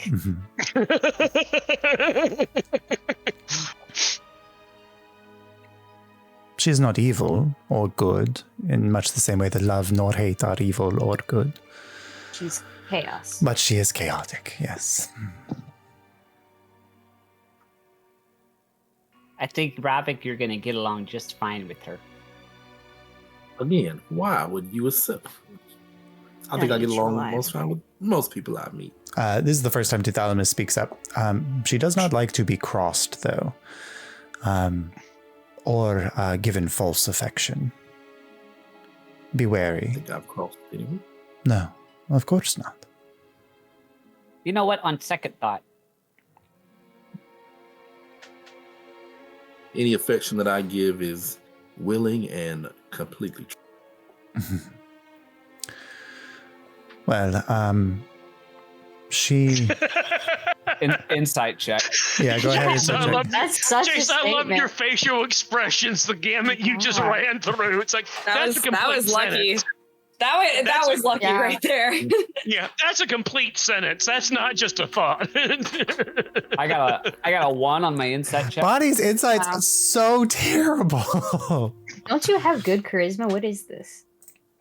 Insight Insight is is wisdom. Mhm. Oh, Oh, no yeah, wonder. wisdom, Never yeah. mind. Never mind. Yeah. That's why. Her kids got away with so much shit. Yeah. I know. I Oh, saw. that is, you're You want used my to drug marks dealing with where? kids. Yeah. It's the adult. Around this time, Indira says, well, of course, not to rush the evening. And like, your plates are cleared, and then suddenly all of the food is replaced with desserts of various different kinds. And there's warm coffee and dessert wines and things that His appear. face. Yeah. Dessert. What desserts, Made yeah. me sad. And then, and she kind of then says, well, of course, not to rush. If you have any other questions, I'm yours disposable. But Lucky, this is in particular for you. And she kind of waves a hand, and that orb comes out of Curiosity's chamber and kind of sits in the center of the table. And the orb vanishes, and that mote that you gave to her earlier flies back over to you, Lucky, and lands in your hand. She says, well, I spent some time analyzing this with the magics that are available to me. And honestly, I think that your best bet may be finding a very powerful cleric who can do a particular type of magic called legend lore. That would give you all of the answers. I can give you but a few. I can tell you that what you have within you here, the gods, at least the gods that we worship here, are unique. Most gods take on some kind of physical form. The nine decided to always maintain themselves as pure beads of energy. However, they had a core. That core, that mote of energy that the rest of them formed around. What you have here is not in its entirety, because most of it was destroyed. You have a piece of the core of the nine. A sliver, a mote of divinity, if you will. And I don't know. I don't know. They should not be here anymore. Maybe the magic within them will fade with time as the final essence of the nine fades from the world with time. But in the realm of gods, that could be eons. We do not know. But the more of those you find, the more contained that essence would be. You've been finding them in, I imagine, creatures bound in certain entities that have been touched in some way by the gods, whether they fey creatures or magical entities within the plane here. But what I can tell you is you all have at least one, correct? If you were to take them out and hold them in your hand for a moment, please. And she releases a spell that hits the center of the table and then arcs out and hits each one of those orbs that you're holding in your hand.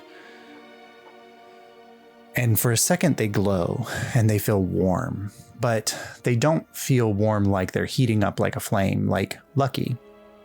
Yours is warm like the heat of a beautiful summer day, like the sun shining down on you in a cloudless sky. Ravik, yours is warm in the way that, like, when you're wading in the pools of water in the Vanishing Isles, like the crystal blue waters of the Vanishing Isles kind of lapping against your ankles, like that warmth, right?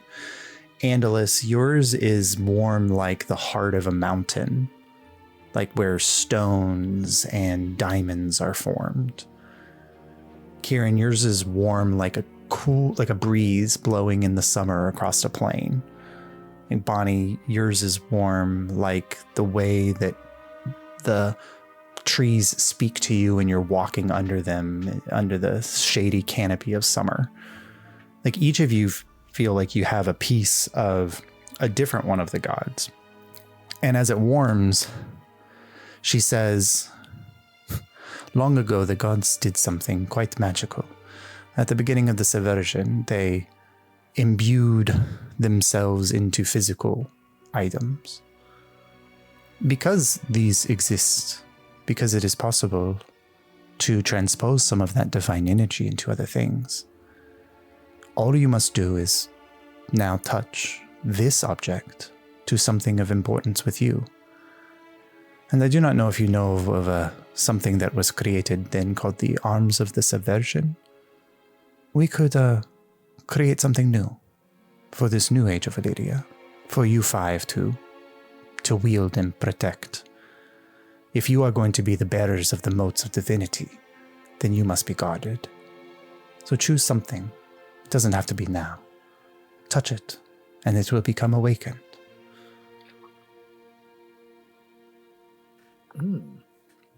Josh, what the fuck? That's the coolest ever. Oh my god. So Bonnie doesn't even hesitate. Oh.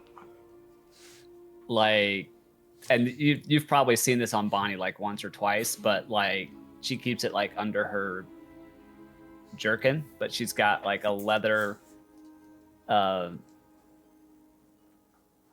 string around her neck, and she pulls it out, and there's a little wooden carving on it. It looks like a animal of some kind, but it is very crudely carved. And she immediately touches it to it. Nice. You feel that kind of energy kind of wash out of you, and the necklace glows for a moment, but then it just goes back and it kind of looks like its normal self. And as for each of these items, we will talk in the time between now and the beginning of Arc 2 about what it is. But if you do not know how awakened items work, Lucky had 2, or sorry, Jace had 2 last time. Yeah, I did. They grow. Collected them like Pokemon. They grow with power as things happen. So you will start with the first level of it, but then over the course of time, as you do other things, or as you fulfill certain tasks or goals or whatever, they unlock greater and greater power. So we'll talk about that. Can I ask Indira one more thing before she leaves? Yeah, sure. I'm not eating dessert, and Andus isn't eating anything. Yeah. It's very rude. I let Dottie eat it, whatever she wants to eat. Little seed cake. Yeah. Do you know anyone named Abel? Abel. I think they might have made me. Made you. I can. It is fully within my power to know who made you. What do you mean? I do not mean to say this in any way that diminishes your personhood, but as a construct, you bear the magical imprint or fingerprint of the person who created you. Just as if I were to create a magic item and you were to identify it, you would know that I was its creator. You could read that for sure. Could you tell me their whole name? Yes. But I do not know an Abel. Again, if that is somebody in Illyria who has been here in the last 200 years, then I've been here for so long and disconnected from what's been happening on the continent. Yes, Lucky? No, this was Jace. Oh, yeah. Do you say this out loud to the group? Do you say this in front of everybody? Yeah, well, this is at the dinner Josh, table. I 100% know who Abel is. Okay. If that's not a common name in Illyria, Yeah. I 100% do know. Yeah, who I was about to say, would Ravik and Lucky both know an Abel, or know of an Abel. Yeah. Ravik knows Abel.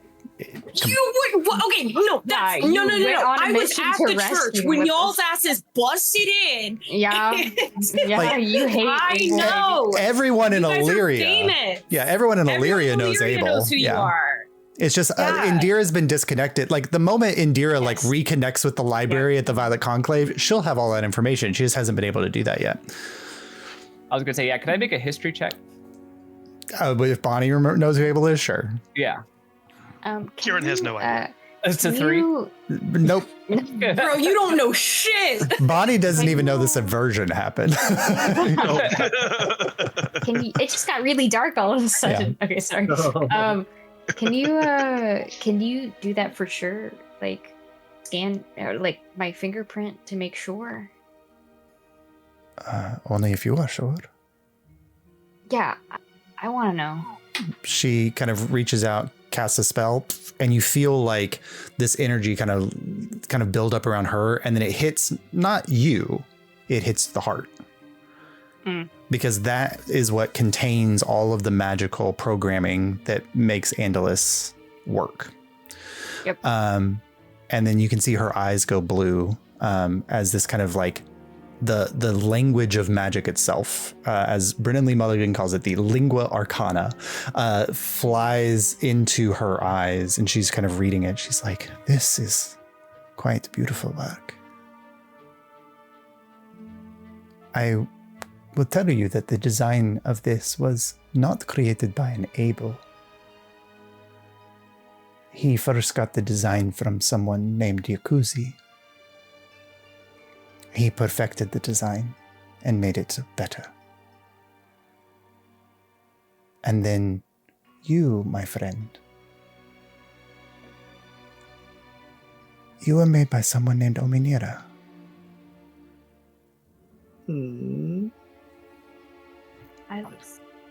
I've met her. I don't remember, but I've met her. I think that she was trained by this Abel.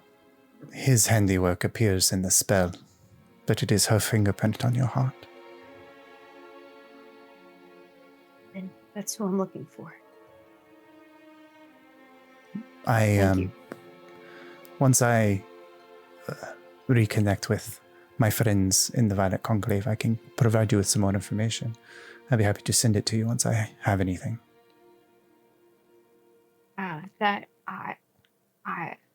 I would pay any price for that. I think you've probably paid it. Thank you.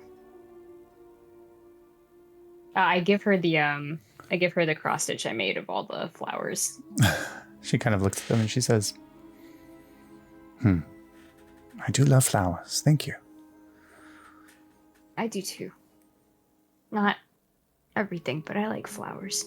Good. Well, one last thing for certain, as a thank you to all of you.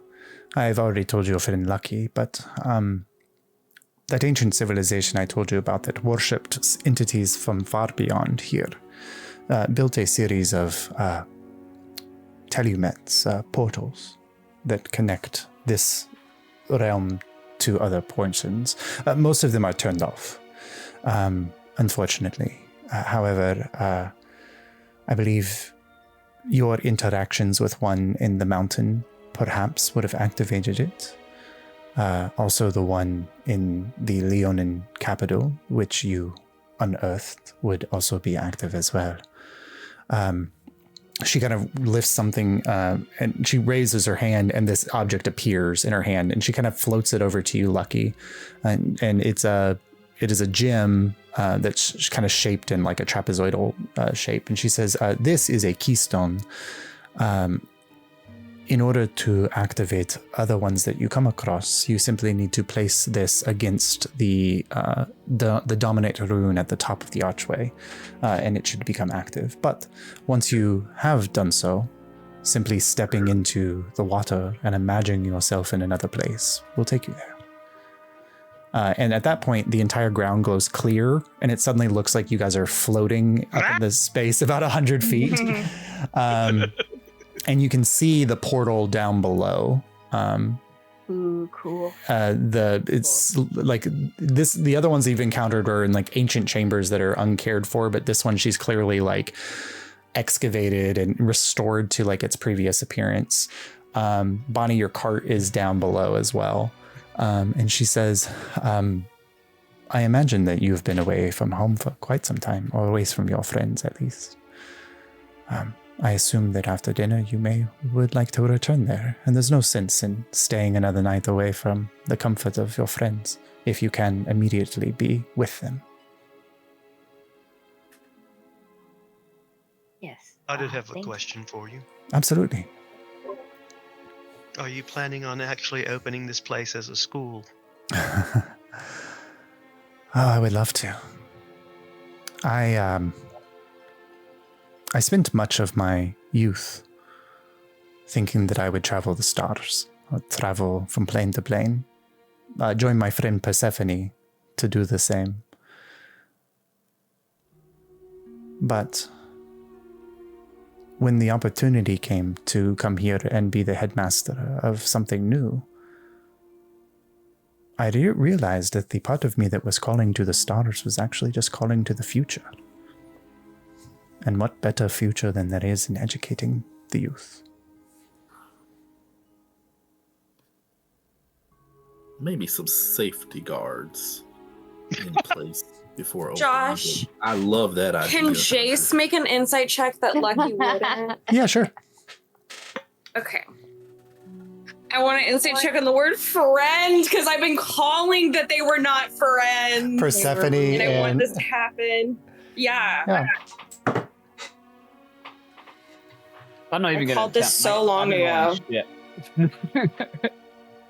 Persephone is about 100 years older than Indira, but in Elven terms, that And doesn't, what about it, Josh? that doesn't mean anything. Like that doesn't like in Elven terms that doesn't mean Ageist. anything. Yeah. Are you going to tell me that almost every lesbian couple you know doesn't have a like incredible age age grade, that's gap? true. Thank you. Yeah. So When it comes to female elves, age is just a number. yeah, I mean, yeah, I think you get the sense that like friend has more meaning than just friend. Friend with I a didn't capital tell you what I F. rolled. I rolled an 18. I don't know what. I don't need to know what I don't need to know what Jace A needs. plus 15. I don't need to know what Jace rolls because Jace uncovers all of the mysteries. If it's gay, I'll spot it. That's true. That's Yeah. true. Yeah. Yeah, Persephone Mistweaver. What, like, not to make it sound weird, was one of Indira's teachers at the university. And like Indira looked up to her. But then they actually like once Indira graduated from the university and started her own work, that's when they actually got to know each other. Yeah, I mean, once you picked up your doctorate, it's fine. Yeah. Well, because like if you remember from campaign 1, Persephone is the one who wrote all the books about traveling to all the different places. That's what I was saying. Is Persephone is the one who would have come here. Yeah. Yep. Like, and Persephone would have spent like a reasonable amount of time here because she did a shit ton of traveling before the Veil. Yeah. Okay, well, because it's like originally Persephone was supposed to take over the Violet Conclave and she just like refused to come home. And so like and so Lenaria Mistweaver had to continue to run the Conclave because her sister refused to come home and take over. Sorry, my sister's out there being gay. Yeah. Guys, I'm just gonna go study abroad with my professor. Study abroad with my bro. Josh, I also want to ask. I want to add in that we may have some people at the camp who would be interested in studying with her, especially Shara. Absolutely. Once the gateway is open, I have security measures that would prevent anyone from leaving the portal room without my approval. But if you can give them something that lets them know that you are one of my friends, I apologize, one of my acquaintances. We'll give one to Shara. Then yes. Not anyone else, just Shara. Yes, feel free. I'm happy to open my doors. The other, if there's any part of your expedition that you feel the knowledge of an old wizard may be helpful, please come back at any time. I'm happy to provide my services to you.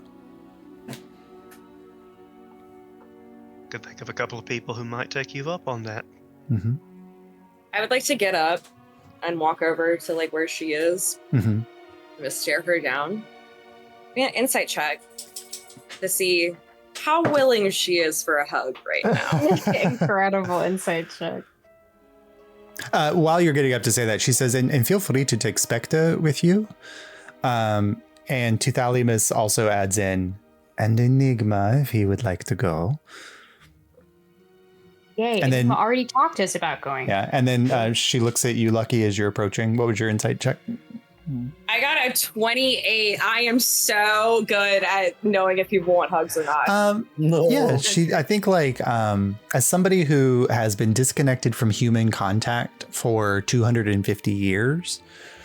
Yeah. Yes. I just didn't want to ask her because I figured she was going to play it cool. So Yeah.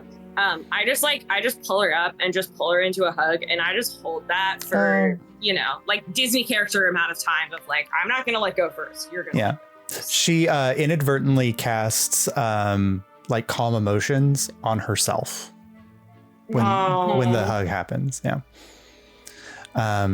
After a moment, she kind of Is separates. calm emotions concentration? I think so.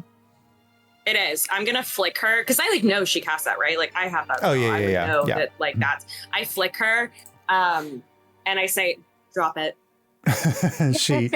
she lets it go, and then she hugs you for a moment after it's gone, and then she kind of pulls back and she says, I apologize. I misspoke when I said friends, and then I corrected it to acquaintances because ultimately I was speaking a desire. I would love to call you all friends one day if we can continue to work together in the future. I can't speak for all of them, but I think we are very much on the way. Good. Dualisite's suspiciously silent. I do think that Enigma sure has to come along to keep an eye on its pet. I'm gonna point to the collar on your wrist that nobody said you took off. Enigma pops up and says, "Pet is very rude. Familiar." Please, his preferred term. I'm gonna make a grave familiar, Robert. Yeah. We'll see if I can live up to the task. Yep. If anyone can rise to the challenge, it's you. All right. Anything I'll else? have you all here to help me. Yeah. Anything else that you'd like to ask as the evening's gotten later, but anything else that you'd like to ask Indira or Tithalamus before you guys head on to the portal? Oh, we're leaving already? If you'd like to, you can stay here longer if you'd like, but she's opened the portal. She's brought in Bonnie's cart for you if you'd like to return tonight. Look, my husband's on the other side of that portal, and I've been away from him for far too long already. So Yeah, I am really looking forward to going back. Been 2 weeks, I think. A week and a half. Let me roll if I remember something. Oh, I think I remember. I'm thinking about the thing I left outside. Yeah. The Merchant Guild thing. Are you thinking about it right now? I think when she says portal, my brain like goes to it. Unfortunately, Indira always has detect thoughts up. That's fine. And she specifically had it up earlier when you were talking about your mentor. That's fine. So it's still on you. And so like if that's a surface thought that you, because she has it for surface thoughts. It's not for like digging in deeper. It would totally be like, that's what I thought of when she said portal. Like, do I get that? Like, when do I go get that? You hear a voice in your head as she casts a message to you. Is that something that I should be worried about? That's why I left it outside. Well, but I'd be happy for you to just get rid of it. So I will leave it. I would hate for a merchant to accidentally wander into my lands uninvited. Yeah, probably best that they know it's not to be traveled through. Good. I like nod to her very seriously. She says, and I apologize, I did not mean to invade your mind. Old habits. It's kind of deserved. Sorry about it. Too. I just look awkwardly. All right. Where do you go from here? I'll say Robert spent while we were all talking and entering into the company, spent most of the night entertaining Lady Tithalamus and putting in little jokes and little observations and stuff. Just really right after saying Lucky, let's go. I mean, Lucky did not take Ravik's invitation. I just think it's interesting. I didn't say no, but so if you want to throw that shot away, there we go. Really chose a certain relationship chart there, huh? And Tithalamus at some point in the evening will kind of tap you on the leg and say, I know that you are here, not for a long time, but for a good time, Ravik. But I think that your kindness to me this evening is of concern for something else. Honestly, I just enjoy your company. Now, I think a 27 looks through any kind of deception that Ravik can roll, but go ahead and try. That's not a deception, actually. I actually rolled a persuasion and got a 26 to see if she would want to just spend our last night together, enjoying each other's company and conversation.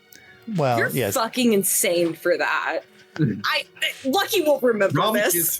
What is Ravik is here for a good time, not for a long time. He knows that, and that's his philosophy about life. But also, you want her to. I should seduce this things out from under you and payback. I really should. But pass up the chance. Also, is this truly not deception? Because your whole thing is finding a way to get her to call off his Snoopman, isn't it?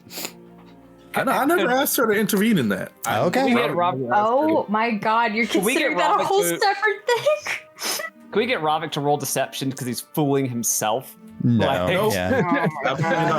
Like a Constitution save. Yeah, she roll deception versus banging comes first. Yeah, perception.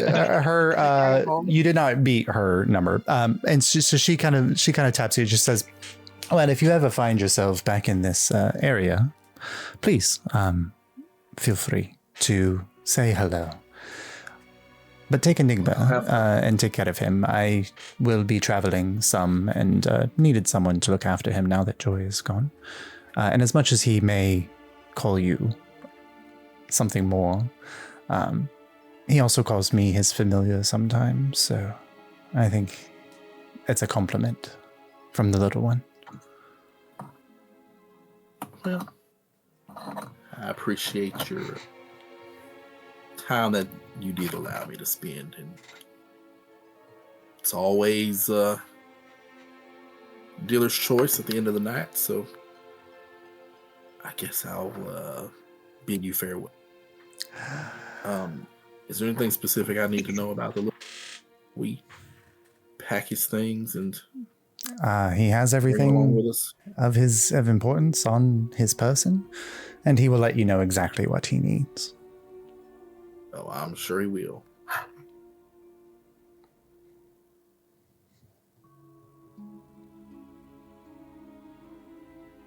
All right. Do you all head down to the portal room, or do you stay here for another night? Bonnie's getting the cart ready. Okay. Bonnie's like, Yeah, I think if Bonnie's getting it together, we gotta go. Okay. Yeah. So I don't know. Ravik might want to sleep in a warm bed. Well, no. So you guys have been gone. You guys have been gone long enough that they will have built, because they were building stuff up when you were gone. They will have built barrack housing. I've got about 15 more minutes worth of stuff, if you guys don't mind. Yeah. That'll take us over. Yeah. But can we take a quick break? My cookies won't be here until. Yeah, but can we take a really quick break before we do that? Yeah, I gotta pee. All right, Sure. cool. Yep. Alright, bye. thank you, 15, 5, whatever it is. You all descend down into the portal chamber and carefully kind of walk through. Ravik wants to go. And you don't have to. I mean, you can stay and you can come through the portal anytime you like. But those who are going through the portal, you walk down, and I imagine Bonnie, with her excitement to get back home with Harold, you roll the cart up, and the water is only, like a foot or so deep, and you kind of step into it, but you don't even feel the water as you're stepping into it. It's just like you can, the essence of water is sloshing against your ankles, but there's something else about this water that is magical in nature. And as Indira said, all you have to do is imagine where you would like to go from here. And you think to the mountain, you think to Harold, and then suddenly you all watch as like this energy wells around Bonnie, and Bonnie, like once it clears, Bonnie is gone. Bonnie, you open your eyes and you are in that portal chamber in the mountain. And you can tell that in the last 2 weeks while you've been gone, the Exploration Guild has done some exploration down here, and they've widened chambers and they've laid paving stones and they've done these types of things. So it's an easy path out of the mountain here to the path that goes around to the base camp. Kieran and Andalus and Lucky, you step in. Does Robert go, or does Robert stay? I'm like, Ravik, please come with us. Last time we left you to your own devices, it was really bad. No, I've been taking care of myself this long. You all go ahead. I'm gonna. Okay, but you have to promise that after today you are joining us. I'm not gonna leave you all without me to watch your You back. have to promise. I promise. I will. Okay. And I was so looking forward to reading biblical stories with you by candlelight. Wait, y'all are reading biblical stories? Not now. Oh, do you wanna hang out, Lucky? I would love to hang out and do a site. Yay! Okay, cool. We could do crafts together. I would Eleanor and Always chill. tomorrow night. together. All right. So Lucky, Kieran, and Andalus, I feel like it's very like, bye, Robin. you pass. Yeah, 100%. You pass through the portal, and you all find Have your fun way. storming the castle. Yeah. You all find your way back into the area, and Ravik, you stay behind. Tuthalimus and Indira kind of see you. They don't like they're up at the top. They see you not go, and then you eventually kind of go up and meet with them. And how does Ravik spend his evening? Let me think on it a minute. Okay, we'll come back to you. Yeah. And then the rest of you make your way back to camp. And coming around coming around the side of the mountain, you see before you, they've only had a couple weeks, but that is enough time for 60 people working very diligently to build a few things. And there are some ramshackle housing units here. You can tell that probably the giants helped them raise some of them because they were put together very quickly. One definitely has the symbol of your part of the expedition is over it. Like you can tell that that's where your dormitory area is. The Enchanters Guild or the Enchanters area now has a complete building. The Scouts now have a complete building, and you can see that they're fast at work at other things in the area. But you're spotted coming, and immediately, Remy Longshadow kind of comes out of his quarters, and he's starting to make his way in your direction.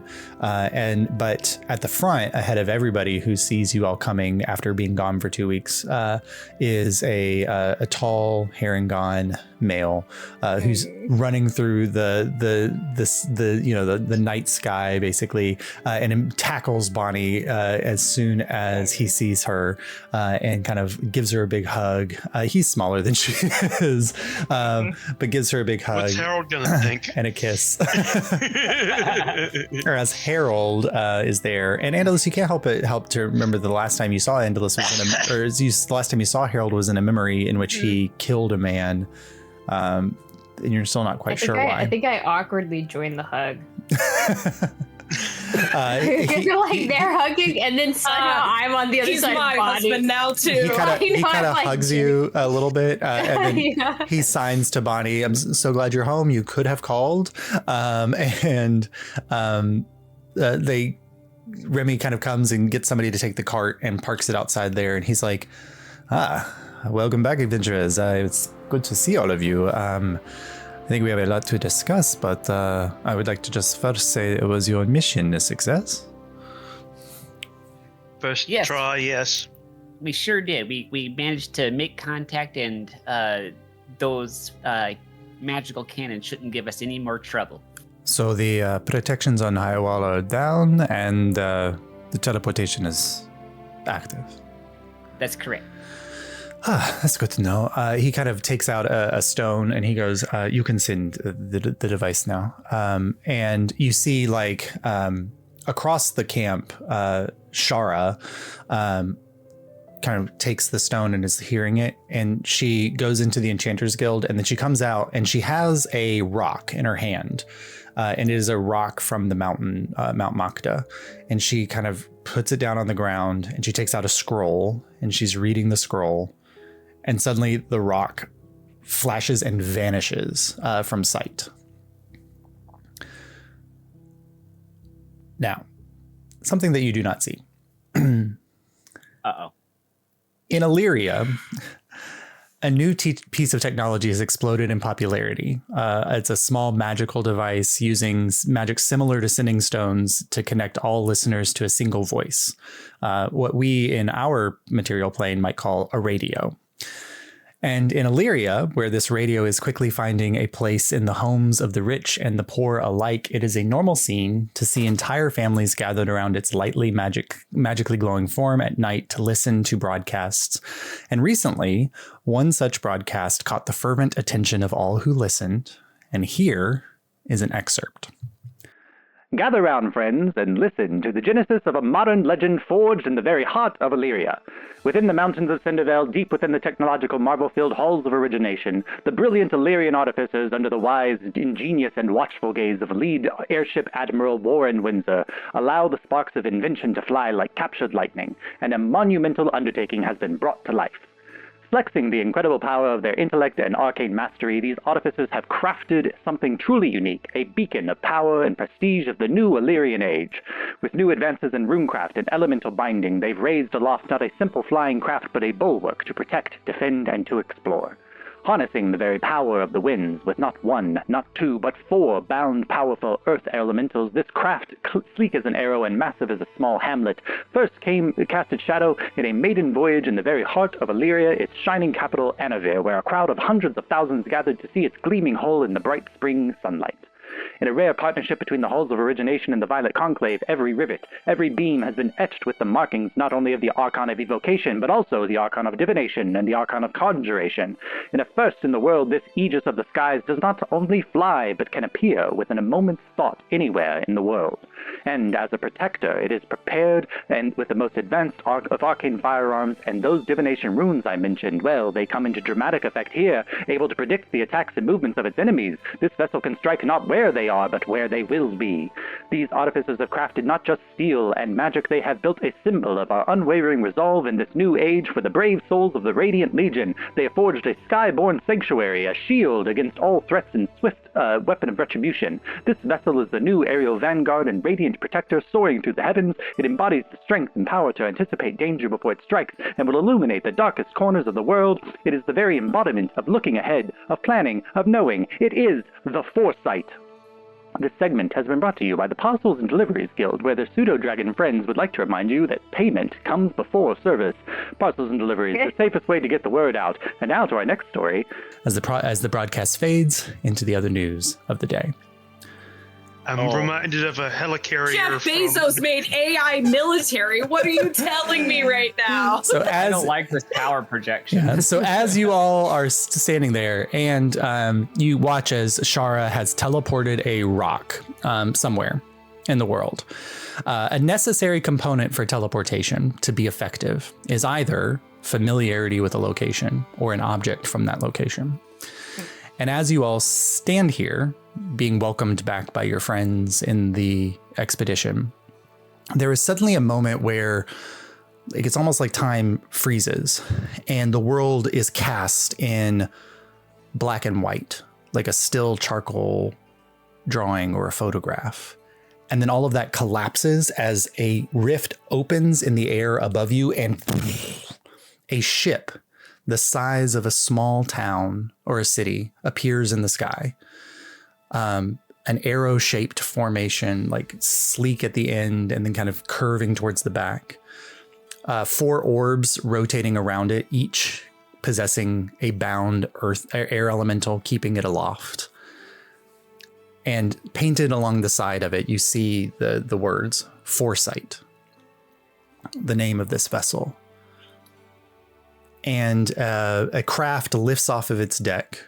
A small flying, hovering craft comes off the deck and lands. And Remy says, "Good work. You guys allowed the Vanguard to come." And when the craft lands, it opens, and several figures begin to exit. First, you see a tall woman, kind of almond-shaped eyes,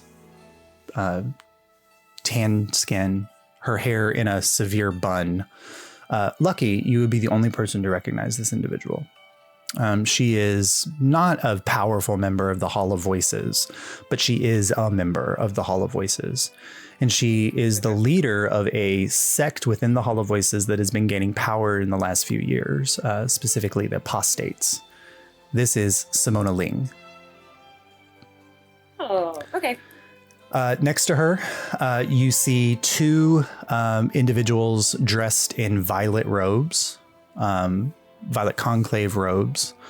One tall, kind of thin, very androgynous in appearance, tan skin, wearing like a gorgeous cut to the violet robe that kind of cuts down his or their body. And next to them, an older woman, kind of darker brown skin, white hair, kind of curling in a way. And you probably would also recognize them, Lucky, because they are archons. One is the Archon of Conjuration. The other is the Archon of Divination. Solar Arturian, the plane, the Plane Guardian Solar Arturian, and the Star Seeker Cassandra Dawntreader. Yep. Star Seeker. Another individual comes out. They're a thing now. It's been 10 years. Yeah. Another one comes out, and they are. He's wearing very ornate armor. And then two guardians walk out behind Simona Ling, and you can tell that they are guarding her. Lucky, you do not recognize one of these guardians. But stepping into the light of the moon, under the lights that the Foresight are casting down into this ramshackle or established area of the expedition, a young man, handsome, tall, Vigil Sappher, walks down the plank of the deck.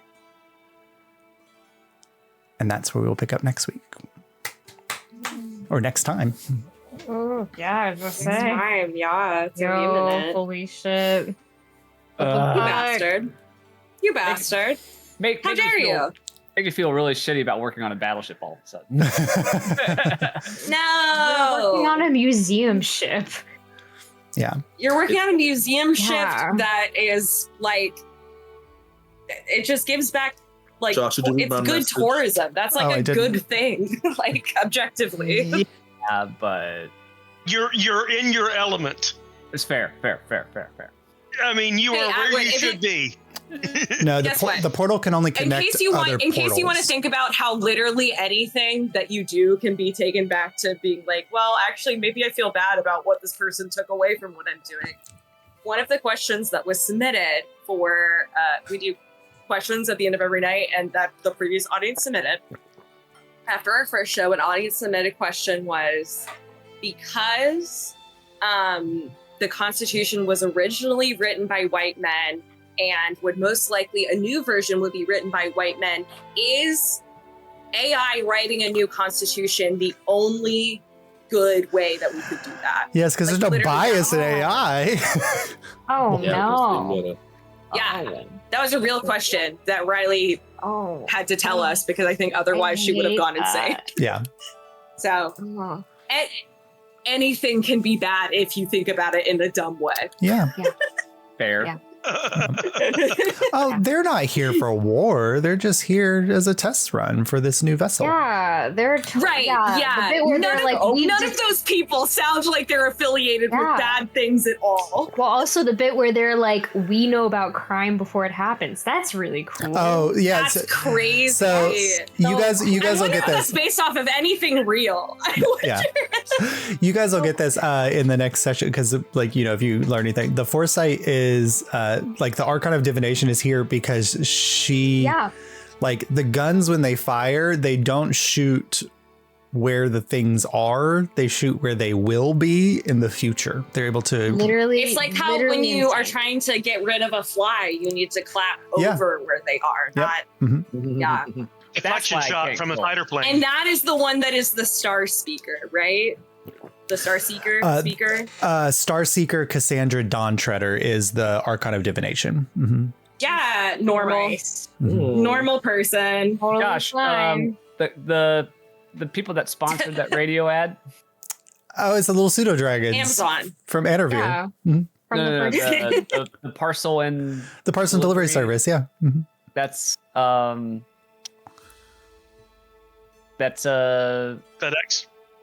well, I was gonna say that's my husband's thing, right?